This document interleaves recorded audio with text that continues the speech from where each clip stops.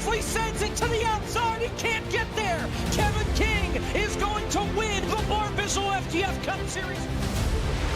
Into the lead. Bud gets wrecked in front of the pack. He saves it. 3-4 wide as they come to the white flag. Here comes Vargas down on the apron. They are 5 wide. Ian Plash will win it at the line. Is this package? Oh, there goes Jordan Lopez Jr. That's your race leader. Caution flag is out. Still no one willing to give up as they're going to be dead even off of the first chicane. Oh, he saves it. What's going to happen here? Here comes McCandless. Get your front gear. He's got it. He's got it. Get there. No. McCandless is going to win.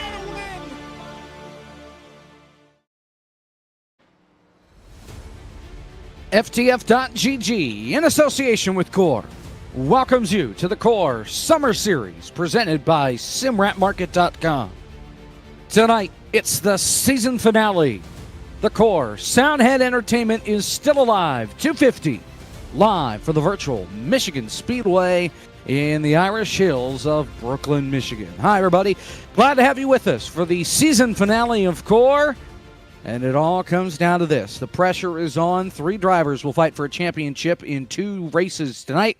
Would have been 4, but David Schildhouse, unfortunately, he couldn't make it tonight. He does not get the chance to go back-to-back as your champion of Core. We didn't plan it this way, but can we take a look at the points impromptu here and take a live look at what we're dealing with tonight? I do know that Blake McCandless is first in points. Frisch is second, Schildhouse is third, and Breyer sits in fourth. Michael P. Frisch is only some 8 points back. Oh, I've got it backwards. Whoa. Okay. Oh, look at that. Okay, so Frisch is your point leader, which is news to me. McCandless is in second. Now, remember, McCandless had to use his drop last week. So he doesn't have any points to gain if he has a bad run tonight, where Frisch, if he has 2 bad races tonight, he would be able to fall back on his points from Kansas that are currently being dropped. You've got Schildhouse in there right now. He's in third. He's not here, so it doesn't matter. He will not have a shot to race for the championship. And then you've got Breyer back there, 24 points behind. He has a shot, and Breyer has been the closest to winning the title outside of Frisch, who won back in Season 4. Breyer has come oh so close so many times. He lost the Season 4 championship because his power went out, or his internet went out, right before the green flag at the race at Atlanta to end the season. Last year, it was bad strategy at Atlanta that took himself out of contention to try and beat one David Schildhouse. And we will lead things off with the 4th place man, Breyer LaPrade. He joins the program as we get set to go racing here from Michigan. Breyer joins us now. And Breyer, you're 24 points back, 2 races to try and get it done, and you're a fast driver. You're racing 2 other fast drivers for this championship. What's it going to take at the end of the night for you to be holding the trophy? Probably paying people to destroy Blake and Frisch, honestly, if we had to be real, because I like being real, you know. But, yeah, I don't know. We're just going to have to try and go win both races and just hope it holds out, I guess, and wish for some bad luck on others, which sucks, but you got to do what you got to do, I guess. But, yeah, we threw last race, so if I didn't throw last race, we'd be in a much better position, so I guess that's kind of what I get for throwing. I've thrown way too many of these core titles away, so I gotta pick it up next season whenever we get back going in the winter, I assume. So, yeah, just got to win both races and hope they have some misfortune. It's 250-lap races tonight. Obviously, that opens the window for some sort of strategy. 90% capacity on the fuel cells in these race cars. You don't necessarily need to give away your secret plans for tonight if there are any, but coming in, what do you expect as far as strategy is concerned, since typically what we see is a calm one and a wild one?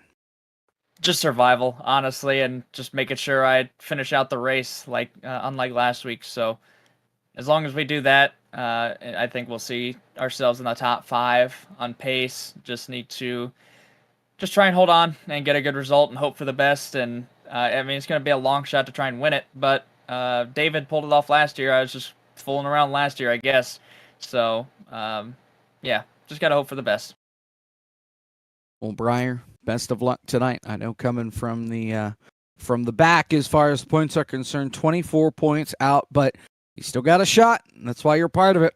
Yes, sir. Breyer, We're going to try best our of luck. best. Take it. We'll see you later on tonight. That's Breyer LaPrade, driver of the number 19. We will see him out on the racetrack. We'll bring on Michael P. Frisch now, who is the championship leader, which I thought he was second in points, so whatever. Nonetheless, you're 8 points up on Blake McCandless coming into tonight, trying to win your second core title and become the first repeat core champion in history. What's going to take tonight, Michael, to get it done? Well, I just spent the last 20 minutes trying to get a webcam working so y'all can see, but was not able to do that. But no, I feel pretty comfortable tonight, honestly. We raced around Breyer and we raced around Blake all season long. They've been tough competitors. They're always there at the end, so it's just really going to come down to who's going to be at the right place at the right time, really. Breyer's got an insane pace here at Michigan. I do too, so does Blake. I mean, we're all on top of each other when it comes to this place. So it's gonna come down to it. But I just want to say the season's been awesome. Like the last 4 races, I think I've crawled myself out of a hole to actually be in the lead for this championship. So to even have a shot right now is just kind of incredible. Well, I understand that there is a 15-point penalty for not having your face cam working. So I'm kidding, but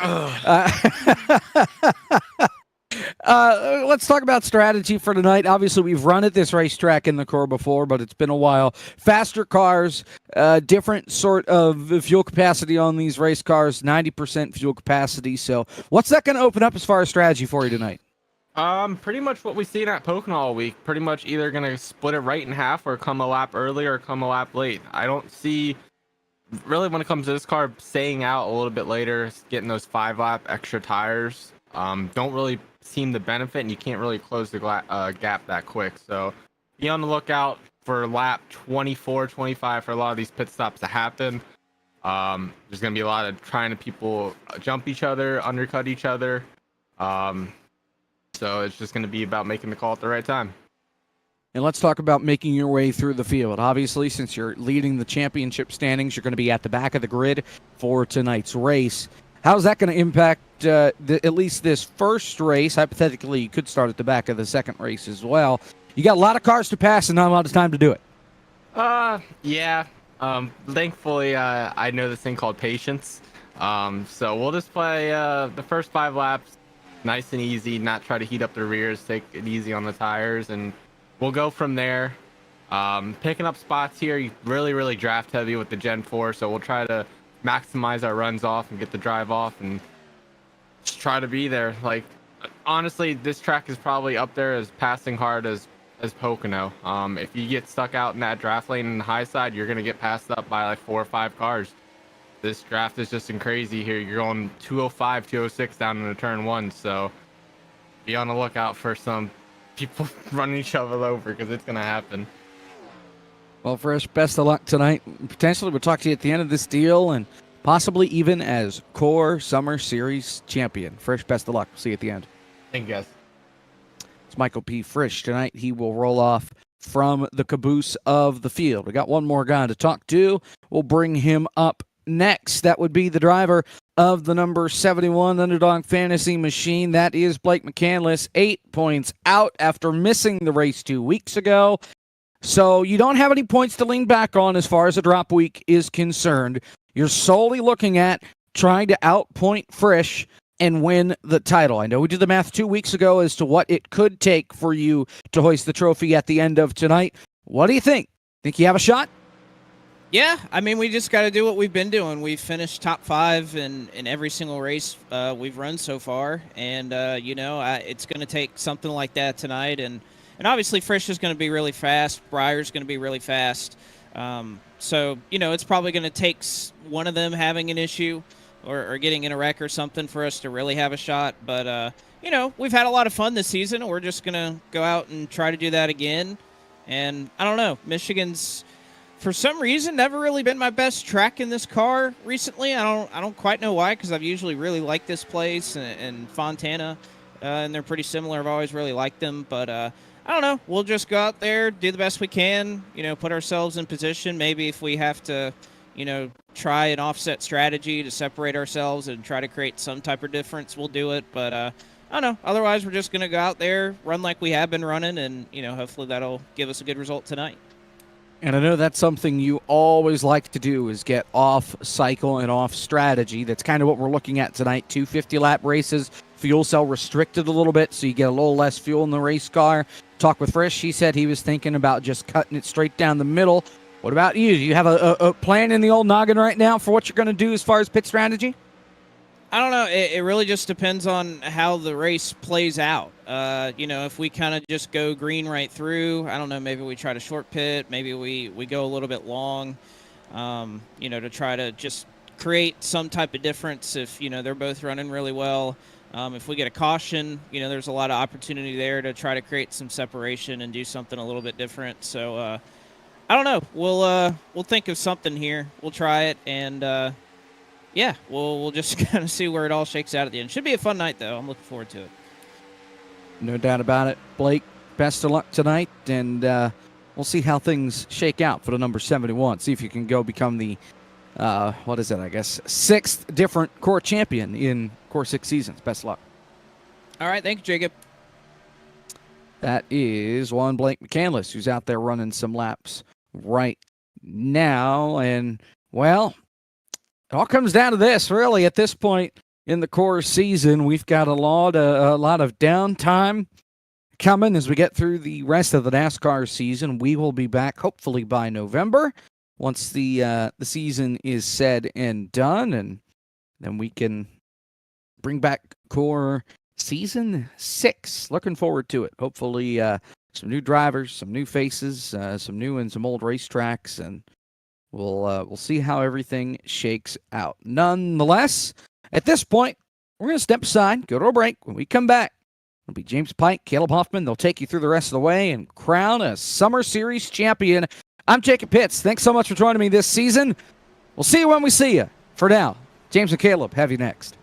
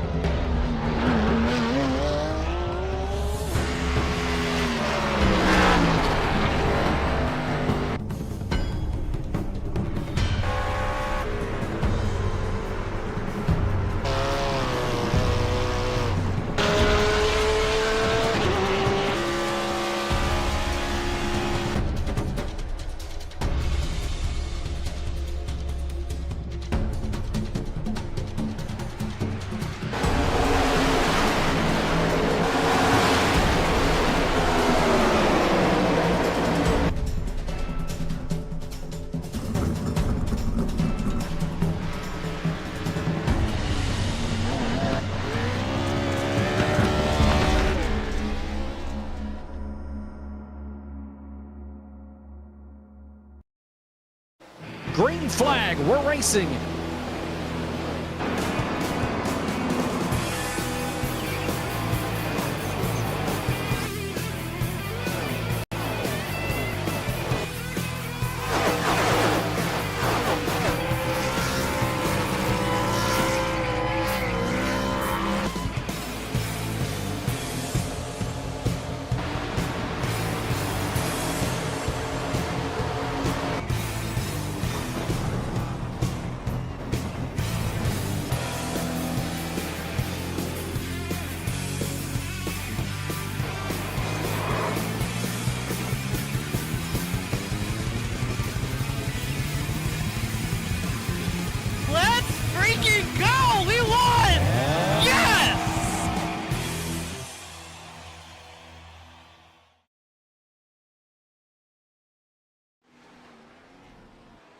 Good evening, race fans, and welcome to FTF.GG's coverage of the 6th and final round of the 2023 Core Summer Series presented by SimRatMarket.com. The Soundhead Entertainment is still alive, 250, live from the virtual Michigan International Speedway in Brooklyn, Michigan.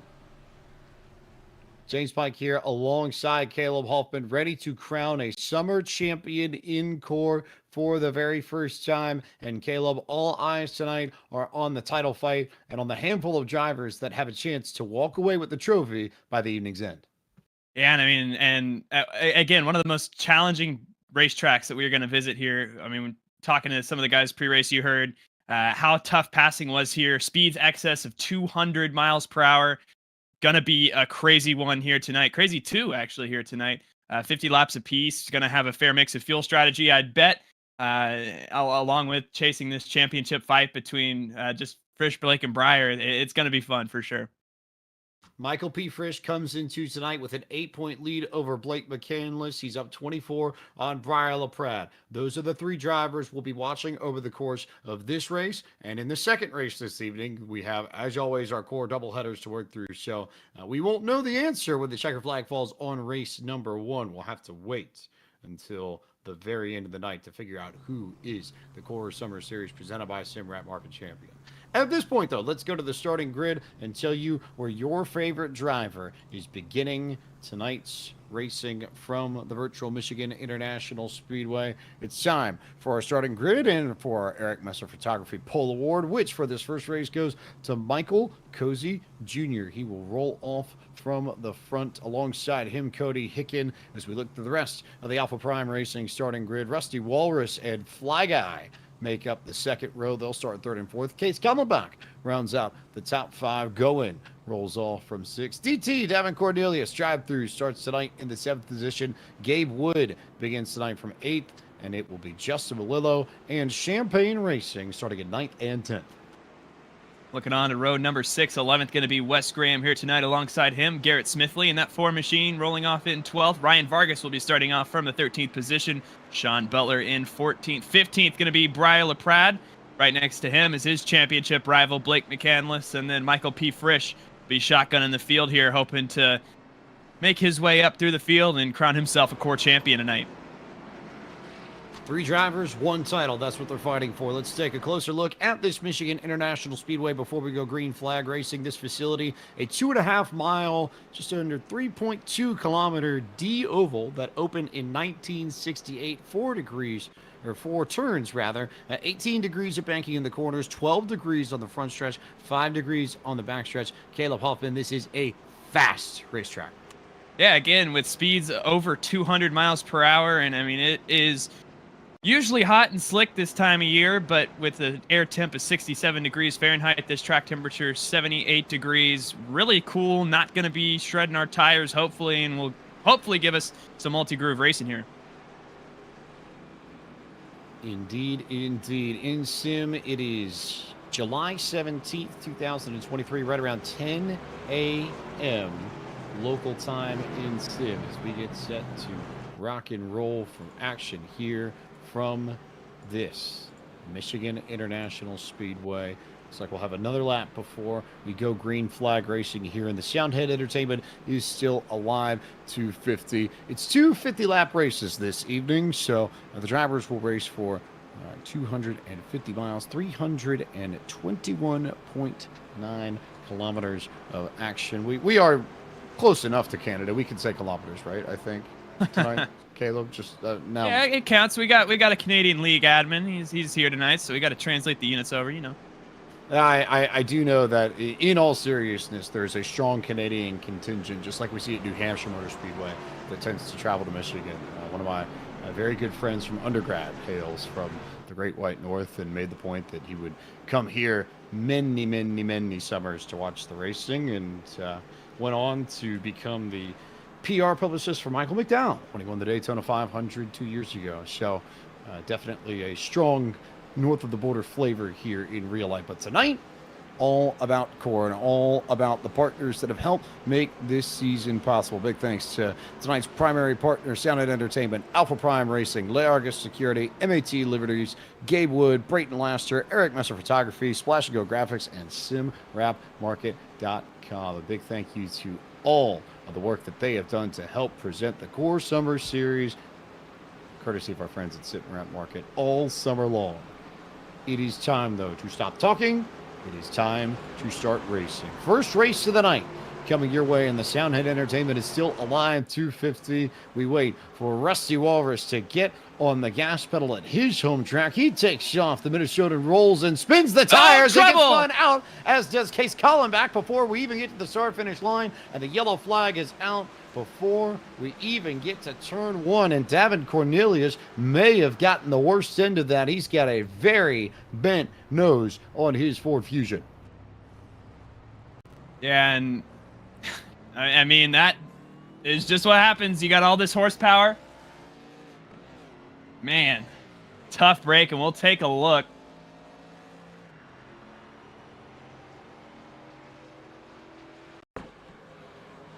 My goodness, and you're, again, just there's nothing more to say than, I mean, you'll see it, just wheel spin. And I mean, Cody gets it too, just not as bad as Rusty there. Case Collenbach gets 2 wheels off the ground and not even to the green flag, and we already have some calamity here tonight, and it's Rusty Walrus. I couldn't tell whether or not it was more wheel spin or more of a misshift. I think it was wheel spin, but everything happened so quickly that it didn't really matter all that much. The problem here, if you're Davin Cornelius, you do have a faster pair that you can use in these Core races.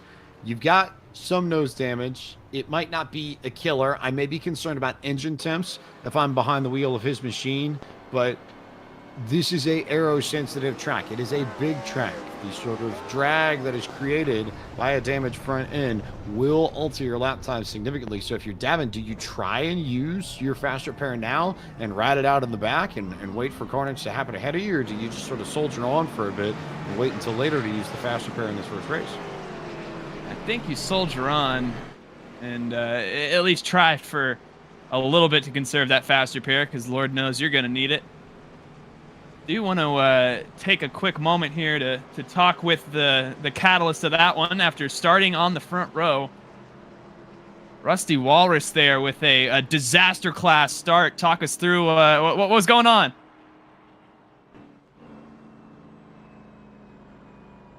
Rusty, we got you? Yeah, what up? Well, you were starting on the pole there. Was it just wheel spin? You missed the shift? What happened there in the 59 camp?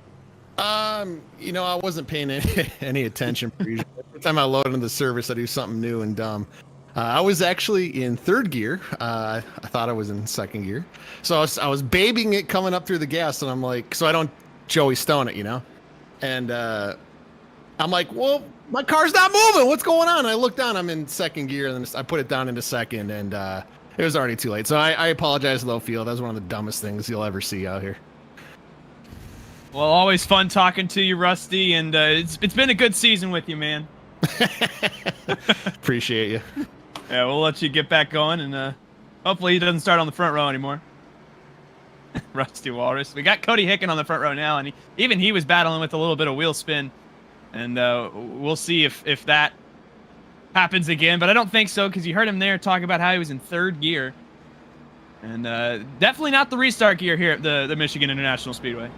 I didn't think we were going to get mean Caleb Hoffman tonight, but apparently you just came out with the claws right before we even got proper green flag racing here. Hey, Rusty knows I love him. Don't gotta go put extra Rusty hard. Wallace on the front row, I see. Okay, all right. So with apologies to all the Rusty Walrus fans out there.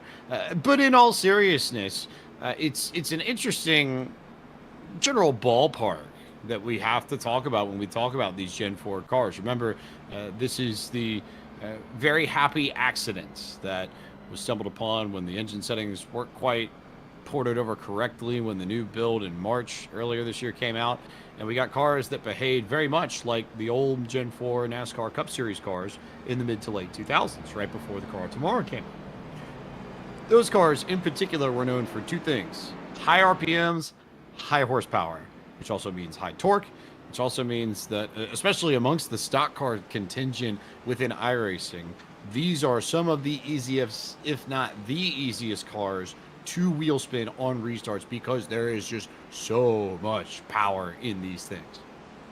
Oh yeah, and I mean we're not going to see more of that, but we are definitely going to see more wrecks here tonight for sure. Again, speeds over 200 miles per hour. It's a racetrack like this. I mean, it is so easy to overstep those boundaries just a little bit with these cars so high, so unstable. Gonna be a recipe for disaster here, but I believe in this core field. We'll get it going. And remember, for each chaotic race, we get a calm race. So we'll find out here in the next few laps whether this is going to be the chaotic one for the night or the calm one.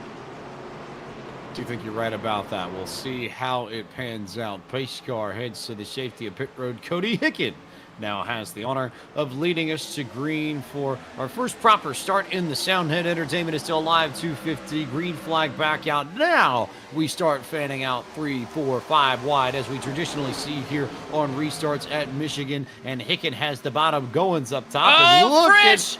And he's gone. That is your championship leader in the fence on the 4th lap of 50 in race 1. So we talk about the fast repair strategy that these drivers will have to consider over the course of the next 45 laps. Michael P. Frisch definitely has some decisions to make now. Caught up in that one, and he was hard right. Turned towards the outside retaining wall in the middle of 1 and 2. Yeah, and I mean, that is just a classic case of overcorrecting, and Frisch comes over the radio and apologizes there. And again, we were talking, it's so easy to overstep those boundaries, and that's what happened right there. You'll see Frisch back into the car, going to step out just a little bit. I think he's trying to check up to accommodate. I think that's DT. Overcorrects it, gets into Wes Graham, Michael Cozy Jr. Both of them know where to go. And Frisch comes out of that with the most damage. And a similar case to what we saw with David Schildhaus in the championship race last season, where he and Briar LaPrade were in an incident early, came back. Now it's going to be up to Frisch to see if he can do the same here for Michigan. This makes this really, really interesting now. And I think the flip side of this is you can look at an onboard here.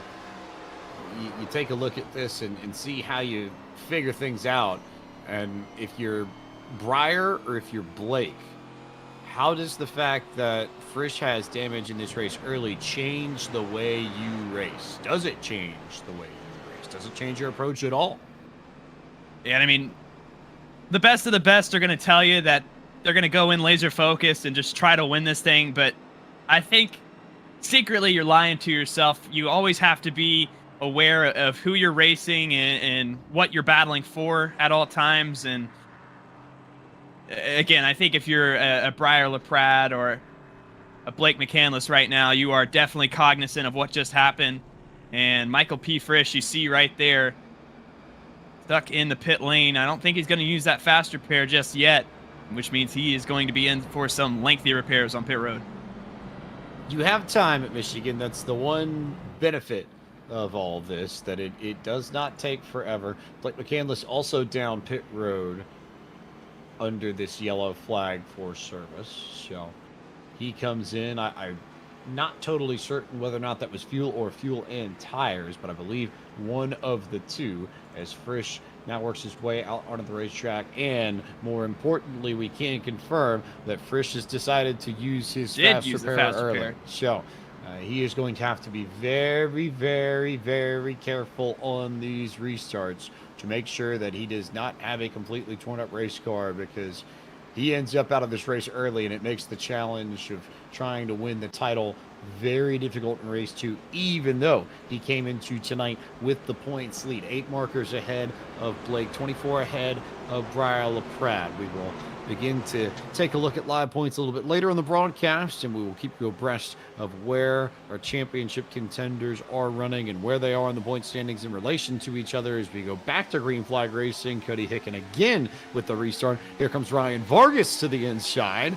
Going to the outside, Champagne looks high, and Davin Cornelius has had the opportunity to repair some of the damage he got initially as they thought about going 4 wide for a split second. Going backs out of it. Hicken gets on the gas a little bit too early, and Justin Champagne has the opportunity to go to the point on the high side. Down the backstretch says there goes Justin Malillo. No caution. Turned off the nose of Davin Cornelius, and Briar LaPrade now coming through the middle to take over second.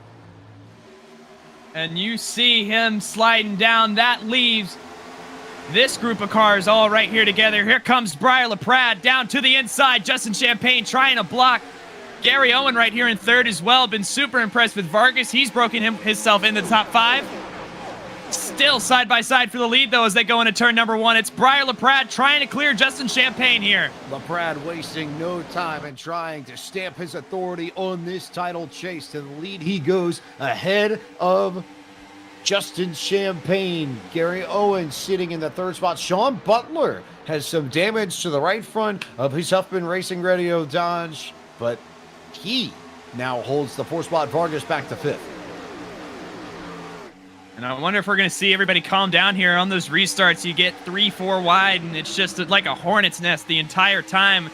Right now, it's just going to be up to these championship contenders to work their way through the pack. And that's exactly what we're seeing right now. Blake McCandless, he's up to 9th right now. Michael P. Frisch, after using that fast repair, is sitting just outside of the top 5. And, of course, Briar LaPrade here in the lead. Just going to have to chase him down for right now. Michael P. Frisch was almost last in this field under the yellow flag. He has driven up to the 6th position in a handful of laps as Garrett Smithley got a bobble on the entry to 1 last time by. I saw him lose a few spots on the high side, but look at what Michael P. Frisch is doing. If anything, now I think this puts a little bit of pressure on McCandless, who currently is the lowest running of the 3 championship contenders. Now in 10th as Gabe Wood makes the pass for 9th. And again, just got to watch for wobbles out of these guys, because that is what starts wrecks here. You get that slight bit of wobble, then a little bit of contact from behind to spin you around, and that's exactly what we saw happen with Justin Malillo. It's what we saw happen with Frisch. And again, it is so easy here at Michigan to send your car spinning out of control. See LaPrade control this. Meanwhile, battle for second. Here comes Sean Butler to the inside of Justin Champagne. There's Champagne's machine. Butler with that sweeping move down to the bottom. He'll clear Champagne, entering 1, move Sean Butler up to 2nd, and then you've got a conga line just behind Champagne. Vargas, Frisch, Goen, and Cozy, and Gabe Wood, and Garrett Smithley. If anything, you've got, call it what, 5 cars there fighting for spots? And I mean, around this field right now, there are just so many guys just trying to hang on to these things with how out of control they are. I mean, we have this main group up front, and then you just start getting a few stowaways here. With drive-through is about, I'd say, a good second and a half off the pack. Cody Hickens back here, Fly Guy. Wes Graham, we know, with damage. Case Kallenbach, Rusty Walrus are all back here. So just a bunch of guys trying to hang on to these cars right now. And it's a lot racier up near the front. Let's take a look back at what happened to Justin Malillo and Davin Cornelius a few laps ago on the backstretch. We called it out as it happened live. But, yeah, just a bit of a crowding issue, I think, more than anything else, where they were all looking for the same spot on the racetrack, and Malillo got the worst of it. He ended up hard into that inside retaining wall with the right-hand side of his machine. And again, I mean, you go 4 wide, and that's going to happen. Just a slight misjudgment. Drive-thru came over the radio and apologized for it, but Justin Malillo not doing well right now. Actually just tagged the wall again in turn 4, and that number 53 is struggling. Painful race so far for Justin Malillo. Currently scored the last car in the field in 17th. Meanwhile, battle for second continues to carry on. Champagne back around Sean Butler, and Butler will look to return the favor down the front stretch. There goes Champagne to the bottom. Everybody running that classic Michigan line where you get down on the apron and then arc your way back up towards the fence to maximize your apex into 1 and 2. Here goes Butler to the bottom again, but Champagne with the opportunity to roll the momentum from that high side and maintain the spot for now. And also look behind these two. Look at who is back in the top 5. Michael P. Frisch is there, and he now looks to the inside of Justin Champagne for the 3rd spot. Michael P. Frisch here and Sean Butler both capitalized on that wobble. A little bit of a wobble up ahead from Sean Butler as well. These cars just out of control right now. And who said we needed hot temperatures for a hot and slick track? I mean, you're seeing it with just how much horsepower is in these things, how hard they are to drive. I think it's a great place to end off the season here, because whoever is going to be crowned champion is definitely, you're not going to have any contention on whether or not they deserved it with how these things are driving around the racetrack right now. I'll give a shout out here to our series photographer, Eric Messer, because he makes a very good point. While we've seen Frisch drive through the field, literally, I think we have to ask how much is he used up his tires. He's got 6-lap fresher tires than most of the leaders, save for Cozy. But with the rate at which he's had to go around everybody and pass everyone, let's say he clears Sean Butler here in this battle for second.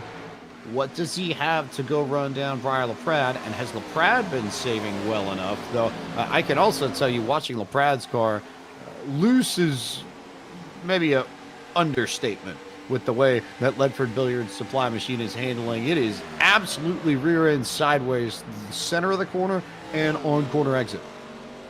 Yeah, and tire conservation is so important, especially if you want to use some alternate fuel strategy. We heard from Blake McCandless that he might have some fuel trickery up his sleeve, as he always does, and you may try to stretch it, but you can't stretch it if your tires are shredded. So going to be so important to monitor how they're going on their tires right now. Michael P. Frisch, though, has been super aggressive, and I think maybe in a way seeing red with Briar LaPrade out front pacing the field right now. Worth noting, as you bring up the idea of fuel strategy, that Frisch, Cozy, McCandless, and Fly Guy, along with Caldebach Walrus and company, all came in 6 laps after we got this race start on that initial yellow. So those drivers may have the ability to stretch out their fuel a little bit more so than your LaPrades, your Butlers, your Vargases, your Champagnes, your Gabe Woods, your Goins, something like that. Something that we'll want to keep in mind, especially if this race goes green from here on out.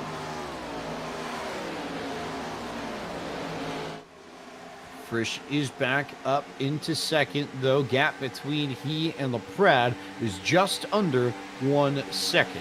And LaPrade, I don't know if it's outright the ragged edge that he's driving on, but certainly controlled chaos, I think, which is only going to get more difficult as these tires wear. He is using the throttle a ton to try and get the rear end to rotate. And it does create speed, but it also burns off the rear tire. And it then becomes a question, if we go for green flag racing for a while, whether or not he can maintain that same technique and not end up getting loose on corner exit. Because at this rate, with as close as Frisch is and with as much as he's reeling in LaPrade, he chopped off a 10th off that lead last time by.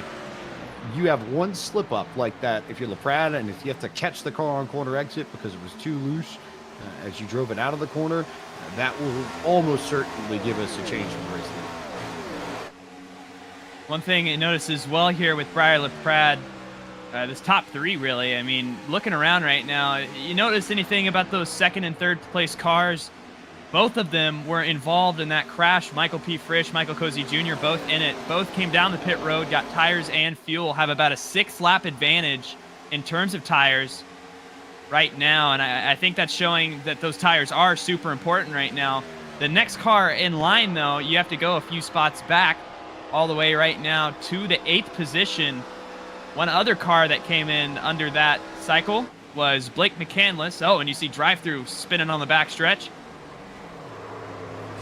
DT sideways and around into a stop right by the entry to turn 3. He'll back it up and get himself sorted, but Cornelius just not having a lot of luck at all to start this first race of the night. And Blue Thunder not going well. He'll get back on the racetrack, though, but as I was saying, just I think these guys that pitted more recently are going to be in the best position to try to stretch this fuel, and I think Blake is probably in the best spot right now where he's got that balance of track position, fuel, and tires, and he's not really pushing it all that much like your 2 leaders are. in Michael P. Frisch and Michael Cozy Jr. as they still try to chase down Brian LaPrade. If you're racing Frisch and Cozy, and if you put yourself in McCandless's shoes, for what it's worth, it's about a 2.5-second gap to Frisch and to Cozy. And even if McCandless tries to save fuel, if all of them are on the same strat, they will have to be run down, as McCandless just about got into Gabe Wood off of turn 2 there. That was close for him. You see the battle here on your screens between Cozy and Frisch. The Michaels doing battle and trading second and third. But for now, both comfortably just behind Brian LaPrade, a little under half a second between your race leader and second and third. And they're working together right now, trying to get back up to this number 19 machine. And when does he pit? You see one comes down here. That's Garrett Smithley here on lap 23. Maybe some short pitting strategy going on from him. There's the battered car, that number 53, Justin Malillo. Definitely seen better days. He's going to have to uncheck that fast if he doesn't want to use it and get 4 tires, maybe a little bit of repair on this thing. Well, the interesting thing I think for Malillo, yes, he's well behind. Yes, he'll probably use his fast repair here. But coming in now, he would be the first driver that I would feel confident in saying he, I think, pretty certainly could make it on fuel from here to the end of race 1. We're almost at the halfway point. So that might be worth throwing into consideration, too. If anything, the best case for Malillo is if this goes green, and everybody that hasn't come in yet will certainly have to pit at least once. And then it's a question as to whether or not the drivers that came in 18 laps ago as opposed to the 24 for at least leaders have to pit as well. You see Blake McCandless, who's just able to get around going there for the 7th position, now right on the tail end of Justin Malillo. And got to think as well, using that draft's got to be helping that fuel mileage out just a little bit. You see Candles right now in the wake of Justin Champagne as they head down into turn 1 and a little miniature pack that they got going on as Gabe Wood has caught the tail end to go in there. So Champagne, McCandless, going, and Gabe Wood. We go on board with McCandless currently in the 7th spot, looking at Champagne in the 6th position.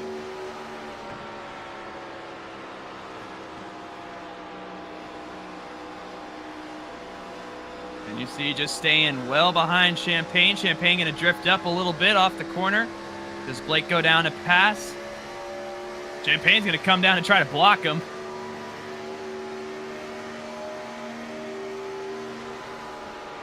.201 that time into turn number 1. McCandless is down to the inside of Justin Champagne and clear as they come off turn number 2. Move the number 71 now into the 6th position.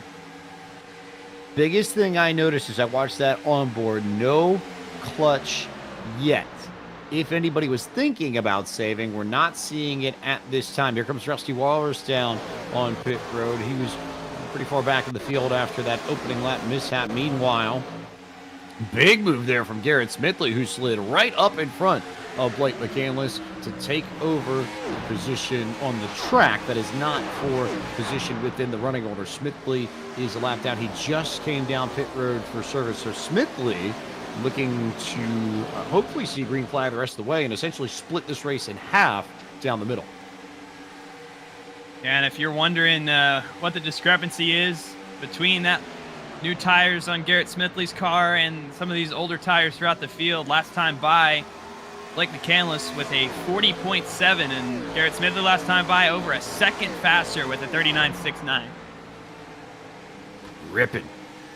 Absolutely. And the same for Malillo, too. Malillo was a 39.0 to our leader's 40.7. So fresh tires definitely making a difference for those who have them. And if you're Smithley, this is going to come out looking very, very good if we don't get a yellow. If just general race theory here, if you think a race is going to go green all the way, the optimal time to pit is going to be right around the halfway mark, which is essentially what Smithley has just done. He's the only driver in the field that I can tell, maybe save for Wes Graham, Cody Hicken, might be the other two, but all 3 of them generally in the same ballpark of pitting. and banking on this going green the rest of the way so that they can gain some time on the drivers who decide to stay out. Now, if you're up front, you have a little bit more room to wait for a yellow or an incident so that you can maintain your track position. And you may have to, catch back up to those drivers who will be on older tires once you get back out on to the racetrack, once you complete the pit stops. So just all things to consider here as we see Smithley diving underneath the leaders, and you get a pretty good visual here of how fast new tires are compared to old. Here comes Breyer into the pit lane, race leader. And when you have races as short as these, every stop really is the money stop. Going to be a really important cycle here from Breyer, and you got to wonder now, when do Cozy, when do Frisch come in and follow suit here? But Breyer on the pit lane right now, and got to assume it's 4 tires and fuel to get him the rest of the way home.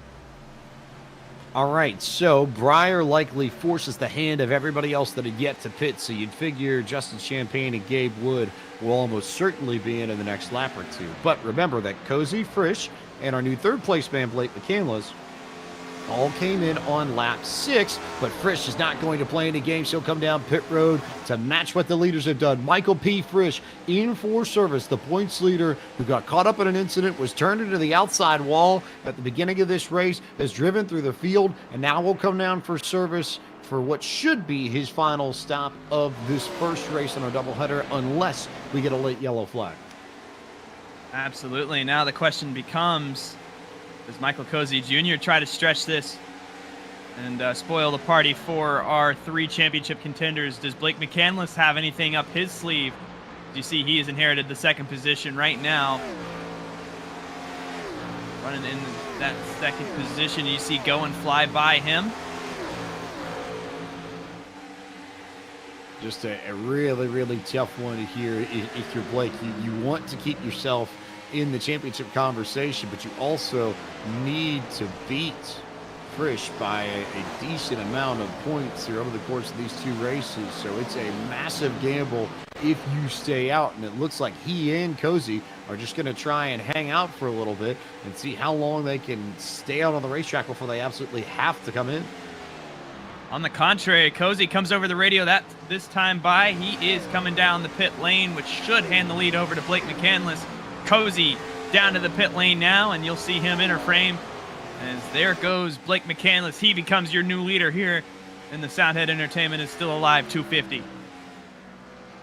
And so we find ourselves in a familiar situation in which Blake McCandless has yet again put himself on an alternate pit strategy to try and outfox everybody else in this field. He has been out on the racetrack for 27 laps. He has not been trying to save it all, so I don't believe he can make it the rest of the way, but a yellow flag right now would be very, very opportune for him. The ability to come in and hit from the lead would be big for McCandless if he could get it. Absolutely, and I mean, again, you want as many points as you can get over everybody else, and I mean, remember, these top 10, each position is 2 points, so right now, Blake McCandless would stand to gain 10 more points than Michael P. Frisch, who sits in the 6th position right now, and every one of those is going to matter come the end of race 2 here tonight.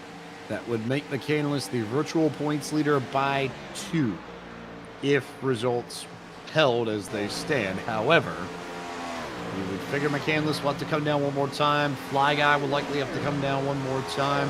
And Garrett Smithley, we talked about the strategy that he pulled up into the 4th spot, granted with 7 lap older tires than everybody else that pitted, but did gain a few spots, did gain some time on everybody else, and now it's just going to have to maintain the track position on the older tires. And I mean, everybody around this racetrack right now is dirt tracking it, and especially this group that hasn't come down. You see Fly Guy there in the 2nd position. He and Blake McCandless, the only ones who have yet to take a trip down the pit lane. You see Sean Butler there to the inside of Garrett Smithley, getting his lap back. Or excuse me, no, that's for position. That is indeed. That's by virtue of the strategy that Smithley tried to pull. However, you can start to see that car is beginning to really struggle for grip compared to the ones around it. Michael P. Frisch is going to make this pass for 5th look easy on the Ligonier, Pennsylvania native entering turn 3. There goes Frisch, moving himself into the top 5. Fly Guy also into pit from second, so McCandless is now the last of the cars out there that is yet to make that primary pit stop. He's already been down pit road once in this race, and now he comes in. So there's Blake McCandless in for service on lap 36 of 50. We will see where he comes out in relation to Michael P. Frisch and whether or not he will be losing a lot of ground to Frisch in advance of race 2 or a little. It all depends on how he gets through his box and through pit road. And it tells me that Blake McCandless is not anticipating a caution here in the last 14 laps. He's going to get these fresh tires and just try to rip it through the field, get back up to the front. So McCandless is in. LaPrade is clear. Butler is clear. Frisch is clear. McCandless is there. Behind Vargas, behind Smithley, behind Cozy, behind Goen. Here comes Gabe Wood and Justin Champagne. And that is where McCandless will cycle. So from the lead back to 10th, and Frisch sits in 3rd. And McCandless only has, best case scenario, 4-lap fresher tires than the drivers around him. And it's going to be a tall task to get back up to the front, but nonetheless, he will try it. And has a long way to go right now. The interval to the car in front of him and Gabe Wood is about 4 seconds that he'll have to make up and more in the last 13 laps here for Michigan. So now all eyes here on this battle. This is Justin Champagne and Gabe Wood for 8th and 9th on the racetrack. Meanwhile, LaPrade v. Frisch is the points battle that we're watching at this stage. LaPrade would gain a little on Frisch, but he needs a lot more than just those 2 spots. See right there on screen, Cozy, 4-lap fresher tires, and Ryan Vargas makes that pass look easy as they head out of turn number 4 now. Michael Cozy Jr. takes over that 4th place position, and he'll try to march on and get past now, chasing down Michael P. Frisch and Sean Butler. Another battle that's brewing inside this top 5. Good battle here between Cozy and Ryan Vargas as they continue to chase each other down the back straightaway. It's somewhere in the ballpark of about, call it 3 to 4 tenths of a second between these two. Meanwhile, further up the track, Michael P. Frisch has jumped up into the 2nd spot ahead of Sean Butler. So those are 2 precious points for Frisch that could be oh so crucial at the end of the next race, which will conclude the course season, and it may be the difference between Frisch walking away with the trophy or just with 2nd place. And really smart racing from these two in Michael P. Frisch and Sean Butler right now. Frisch pulled down to the inside to pass Butler. Butler just let him go, and they know right now that they have to work together if they have any shot of catching back up with Briar LaPrade. Right now, the gap down to just over a second for Michael P. Frisch to 1st place Briar LaPrade. You see it on screen right there. They've got a little lap traffic in the way, hoping to use the toe of Case Kallenbach, who is running 14th right now. They head down into turn number 1. Both of these guys hoping that they can chase down Briar LaPrade and mix things up here. 10 laps to go for Michigan. Blake McCandless would certainly love it. The problem for Blake in particular is that he's 2 seconds back of Gabe Wood for 9th, so he's going to have to hustle just to get any sort of points back on LaPrade and Frisch, as Frisch is now starting to extend that gap to Sean Butler. It's now up to, call it maybe, 2-3 car lengths and growing. Absolutely. They cross the stripe once again, and they're gaining just a little bit on these straightaways because they have the benefit of that draft off of each other, but don't know if they're going to have enough time. Still just over a second. Didn't close in much that last time by. And you got to wonder with, again, it's equal tires with this top 3. Michael Cozy has the biggest advantage in the top 4, but I think he's just a little too far back at the moment. If they're going to catch Briar, I don't know. They might need a caution at this point.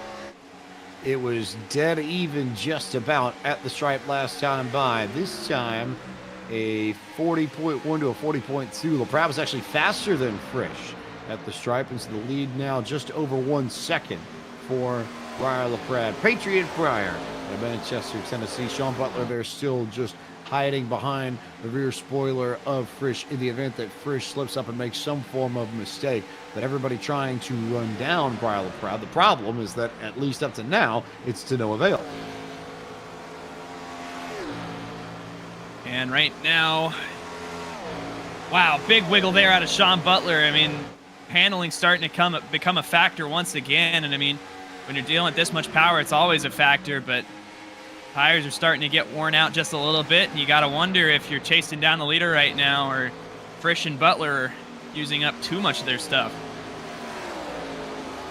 This could be the fight for second here. LaPrade won't complain. He's opened up almost half a second on second and third place just in the latest handful of laps. Working our way towards 6 laps to go here at Michigan. LaPrade in full control of race number 1. Meanwhile, Blake McCandless now has run it down to just under a half second over Gabe Wood. So looks like 8th might be viable for him. Can he get a few spots here before the end of this race?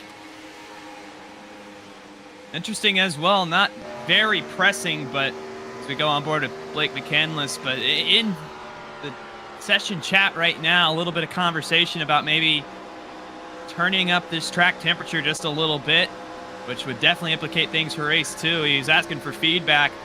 He only got one response. It was from Briar LaPrade, and it was a one-word, just perfect. Well, I figure if you're leading the race, you're not going to have Yeah. too many complaints now about that sort of thing, are you? Yeah, and I mean, throughout the field, a few drivers chirping. Oh, you see big wiggle out of Gary Owen right there. Very close call between he and Gabe Wood. Michael Cozy Jr. said he wanted to turn up the temperatures as well to encourage some multi-groove racing. Something to keep our eyes on. 5 laps to go. Definitely going to impact us here for the second event here. That was almost disastrous for Goen and Gabe Wood. We almost had a late race yellow, which would have thrown everything into complete chaos at the end of this finish. But for now, they continue to race for position. This is for 8th on the racetrack. Goen has it. Wood wants it. Briar LaPrade clear by 1.7 seconds. He stretched it out even further on Frisch and Butler. But Michael Cozy Jr. is there, and he could potentially steal some spots and maybe help out McCandless and LaPrade a little bit if he can get to Frisch and get to P2. He is there, peeking down to the inside. And if you're Briar LaPrade, this is exactly what you want to see, and you're rooting for Sean Butler as well to maybe put his hand back in this and get around Michael P. Frisch. They go into turn number 3. Cozy going to peek down to the bottom.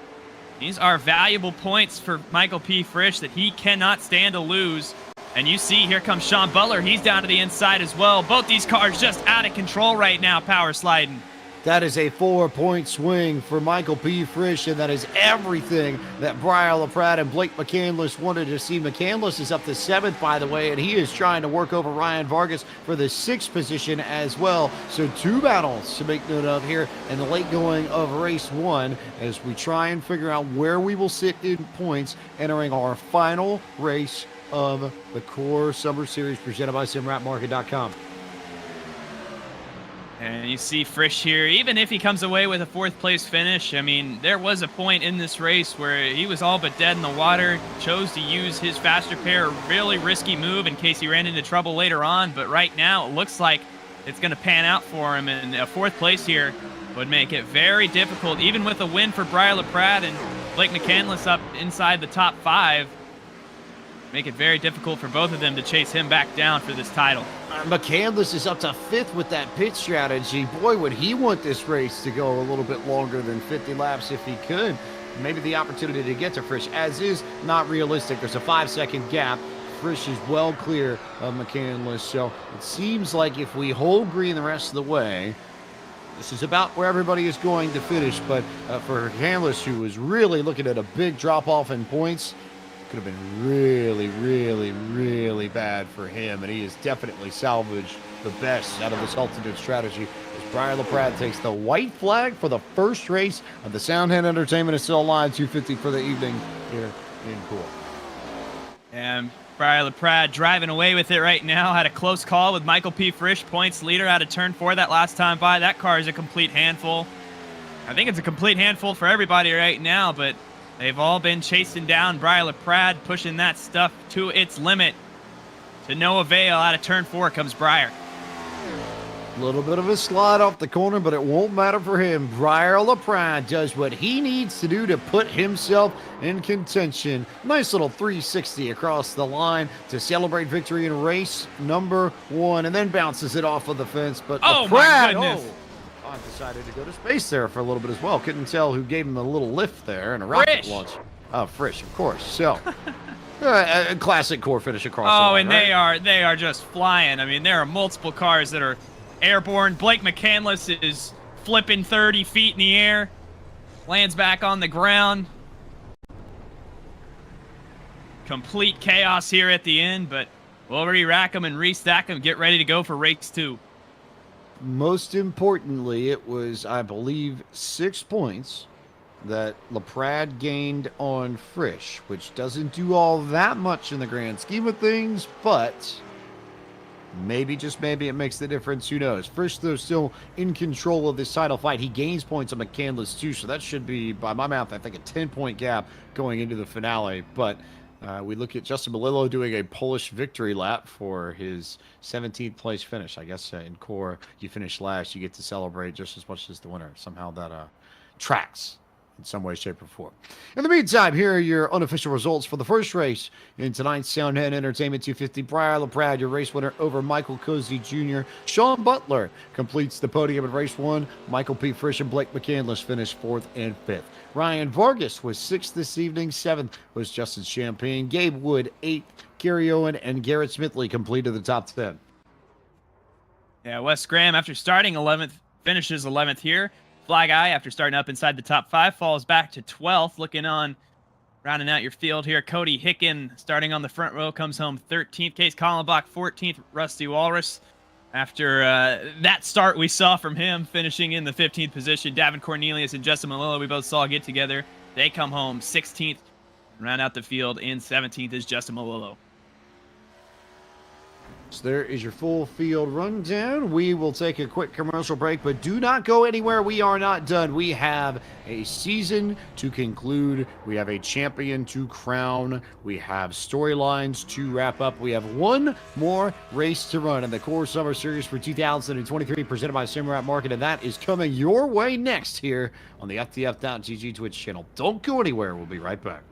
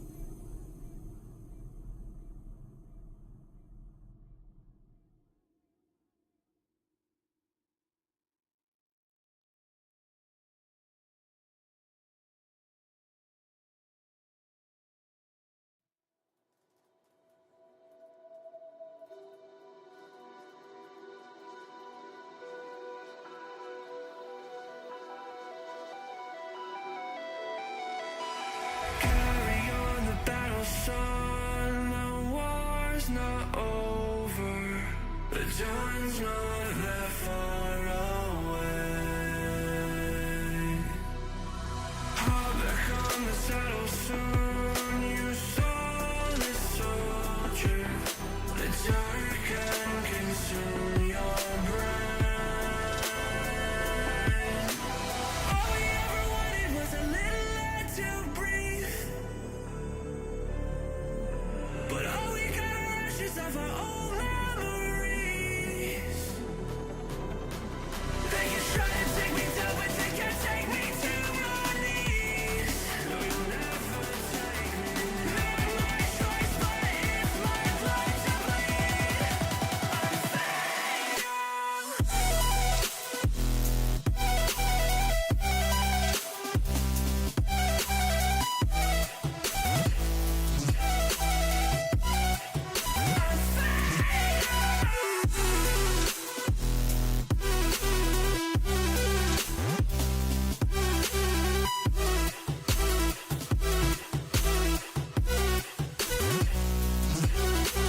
Heed the words I say to you before I will fade away.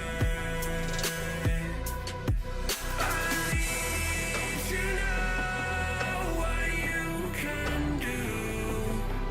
Show them the only way. All we ever wanted was a little air to breathe, but all we got are ashes of our old memories. They can try to take me down, but they can't take me to my knees. No, you'll never take me. Not my choice, but it's my blood to bleed. I'm fading.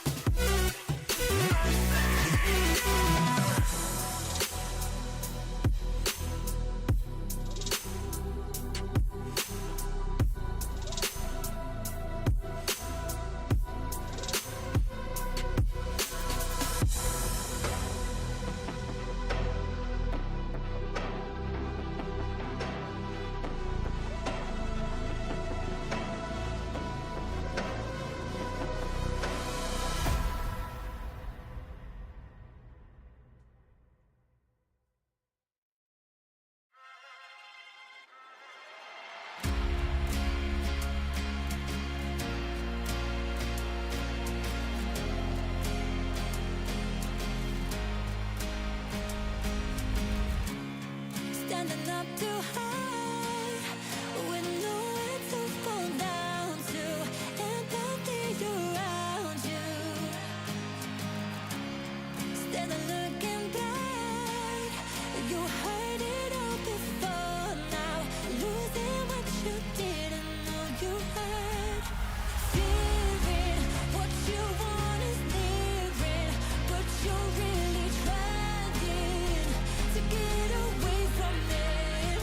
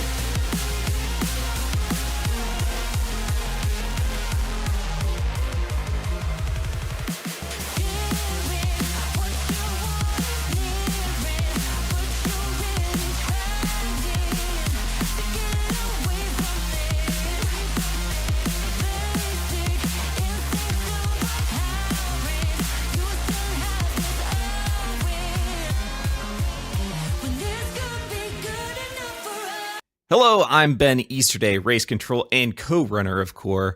And tonight we want to announce a special surprise for previous Core champions. And to help me with the announcement is Justin Malillo. How are you doing, Justin? Doing good. Ben, thank you for having me. No problem. Thank you. And I think the best person to tell us about the surprise is actually you. So this came out of nowhere. I got a random DM from Justin asking where I got my trophies and for the price. And on my side, I thought that you were looking into getting it for FTF or one of the other series you were doing. But I was surprised to see what kind of DM I got after that. So what's up with that, Justin? Yeah, Ben, I reached out to you because there was a conversation that was going on in our group chat about how everybody loved how the trophies looked for last season for this upcoming season. And I had noticed that some of the guys who had previously won championships were like, "Man, I wish I could get a trophy." And I was like, "Yeah, I wish they could get a trophy. Wouldn't that be cool?" So I reached out and we came up with a right number, and it's really cool that these former champions of Core, we're going to be able to celebrate them by getting them their own personal championship trophies. I think that's really, really awesome, Ben. That's correct. All former champions are going to be getting trophies thanks to the wonderful donation from Justin Malillo. So let's go ahead and announce the previous season winners. So season 1 champion, Dale Reynolds. Season 2 champion, Brian Pasternak. Season 3 champion, Michael Cozy Jr., Winval. And season 4 champion, Michael P. Frisch. You guys will be getting a contact from me once the trophies arrive, which should be at the beginning of August. And I'll get your information and they will be delivered to you. But I first and foremost want to thank so much Justin for this kind donation to be able to send these past Core champions their trophies. Yeah, I mean it really is nothing. I really love everything that that you, Ben, and DT Davin are able to do with bringing this community together. It's been a honor and a pleasure to be a part of the series. I believe since season 4. So it's I just love Core. Really big fan of Core, and I just want to celebrate the past. I want to be able to. It's evolved so much, from when it was, when you guys were racing on NASCAR Heat to where it is now on iRacing, and you don't want to forget where you came from, right? So I think it's really important to be able to recognize that and definitely celebrate those past champions for sure. Well, again, everyone over at Core side, me, Davin Cornelius, Caleb Hoffman, we want to thank you so much, Justin Malillo, for your kind donation. And we'll be getting those previous season champions their trophies that they deserve, rightfully. And we appreciate it so much. Thank you so much. Absolutely. All right. We'll be going back to you guys up in the booth.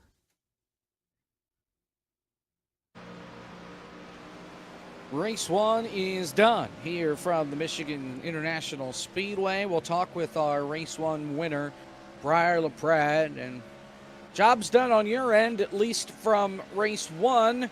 We saw your action. We know you're pretty excited, but right now you are still 19 points out coming into the start of Race 2. All Frisch has to do is finish 4th or better. That's if Blake wins. If you win, all he's got to do is finish in the top 7. So relatively easy for one Michael P. Frisch. That makes the challenge a lot harder for you. Yeah, I think it might be a GG. So that's unfortunate, but we're just going to go out and win again, hopefully. I think we figured it out that second run. The first run was not that good. They caught me after a little bit, but we figured it out that second run, and if we do what we did there, then we'll be fine. was hoping you guys caught my insane run that I got off of one of those restarts when I went to the lead. That was sick. I was very happy with that. So hopefully that happens again. So we're going to increase the track temp for race 2. It's going to be hotter. It's going to be slicker. That could help improve the racing here for this second race. I'm curious your thoughts, since obviously you managed to handle the conditions pretty well from race number 1. Yeah. Wait, did you say it was hotter and slicker? Yep. I see. We got 65 in here, 84 track. Does that sound right? I don't know. That seems cooler to me, but I don't know what the first race was. I think we had a time change more than anything. So instead of starting at 10, we're starting a little past 11 in sim. So in theory, that'll help heat the racetrack up. Not necessarily the air temp, but Gotcha. Bake the track a little more. You guys know more than I do. I was just guessing. So, sorry, apologies for that. But yeah, I mean, just got to go out and do what we did last race. I think we'll be fine. Just make sure we keep the right rear on it, and yeah, just go have fun. That's the main part. Well, Briar, best of luck. Go get a championship. And are you really going to go back there and move Frisch out of the way if you have to? Listen, he's got to finish 7th. So, I don't know. I mean, I'd have to be an absolute menace to go back to 7th, or at least make sure he doesn't finish better in 7th. Yeah, I mean, that would be some crazy stuff if I did that. So I don't think I'm gonna go that out of my way. I might, we might have to rough him up a little bit. Maybe if he does what he did the first race, which he says no one's seen it, I seen it. I laughed about it because that's what I need. But yeah, we just need him to have some misfortune again, and as long as Blake doesn't pop off here, then I think we might be okay. All right, Briar, best of luck. Go get him. Thank you. Briar LaPrade, he comes home P1 in race 1. Race number 2 coming your way next, and just want to hit the points again. Michael P. Frisch, currently, including that drop based off of where they will take the green flag, Frisch has 334 points. Blake has 325. He is 9 points back. Briar LaPrade has 315 points. He is 19 points back. Again, if Blake wins race number 2, Frisch has to finish 5th or better to win the championship. He finishes 5th, he wins in a tiebreaker. 4th and up, he wins outright. If Briar wins this second race, Frisch has to finish 7th or better to win the title. If he finishes 8th, he will tie with Briar. Briar gets that tiebreaker. The first tiebreaker wins. Briar would pick up his 5th win. Frisch only has 4. You got it? Good. Well, we'll hit it a couple more times throughout the night with these two gentlemen, James Pike and Caleb Hoffman, as we're doing a demo derby on the front straightaway. Gentlemen, it's time to crown the champion. It is indeed, as we have a few more follies here down on the racetrack before we go green flag racing. But outside of finishing positions, if we just take a look at the tiebreakers, biggest thing to remember, Blake would not have the tiebreaker over Frisch if he won, but Briar would have the tiebreaker. It would be his 5th win of the season, and it would break a tie for 4 wins that both Frisch and LaPrade currently sit on. One more time, though, here in this Core Summer Series presented by SimRapMarket.com, let's run through the Alpha Prime Racing starting grid. And we have some fun news here before we get going. We've talked all season about how Eric Messer Photography has been our proud presenting partner for the Pole Award, and the driver with the most poles this season will pick up their very own trophy for their hard work and dedication to Core League. And we can say that the season-long Eric Messer Photography Pole Award winner is Brayton Lester. So the one pizza man, I don't know if he gets a pizza trophy, perhaps, maybe. Caleb, I don't know if that's how that works. That would be very fitting for Brayton.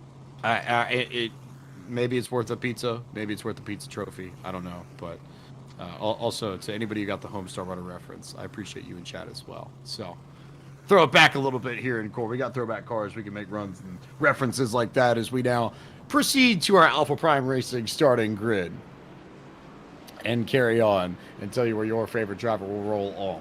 Justin Melillo starts up front tonight. DT Drive-Thru rolls off in second. Rusty Walrus will begin tonight from the 3rd position. Case Kallenbach to his outside in 4th. Starting in 5th, it's Cody Hicken. On the outside of row 3, it's Fly Guy, West the Mess, 88, and Garrett Smithley starting in 7th and 8th. Completing the top 10 for this final grid of the season are Goen and Gabe Wood. And starting 11th here tonight, Justin Champagne, Ryan Vargas to his outside in row number 6. Blake McCandless is going to have a championship on his mind. He starts alongside his rival, Michael P. Frisch, in row number 7. Sean Butler right here as well. He starts next to Michael Cozy Jr., row 8. Then your race winner, Briar LaPrade, will be rolling off in row 9. Having a, big 5-wide salute here and a few EOL notes for race number 2 here. Fly Guy, Rusty, and Case Kallenbach all drop into the field. And here's the salute to the fans here at Michigan. 6 wide goes the entire field.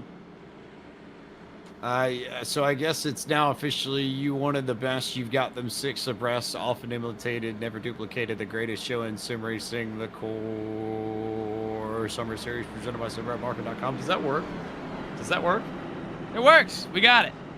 Something like that. Where's at Give Voice when we need him, since Twitter drives so much here at the Core anyway. But very cool, and a nice touch from all these drivers who have put on a lot of really good racing in the sim over the course of the past 7 weeks, 8 weeks, I guess, if you consider the breaks. Been a lot of fun to be a part of this all summer long, and looking forward to closing it all down here at the end of this race. Also, one more time, a big thank you to all of the partners that have brought things together. Soundhead Entertainment, our presenting partner for tonight. Soundhead Entertainment is still alive. 250. Alpha Prime Racing, Le Argus Security, MAT Liberties, Gabe Wood, Brayton Laster, Eric Messer Photography, the official photographer of the Madhouse Bowman Gray Stadium, and the Core Summer Series presented by SimRapMarket.com, Splash and Go Graphics, and of course, SimRapMarket.com, the presenting partner of all the action you've seen here on the FTF.TG Twitch channel all summer long. Been a lot of fun to be a part of this, Caleb. But championships, need to figure that out here.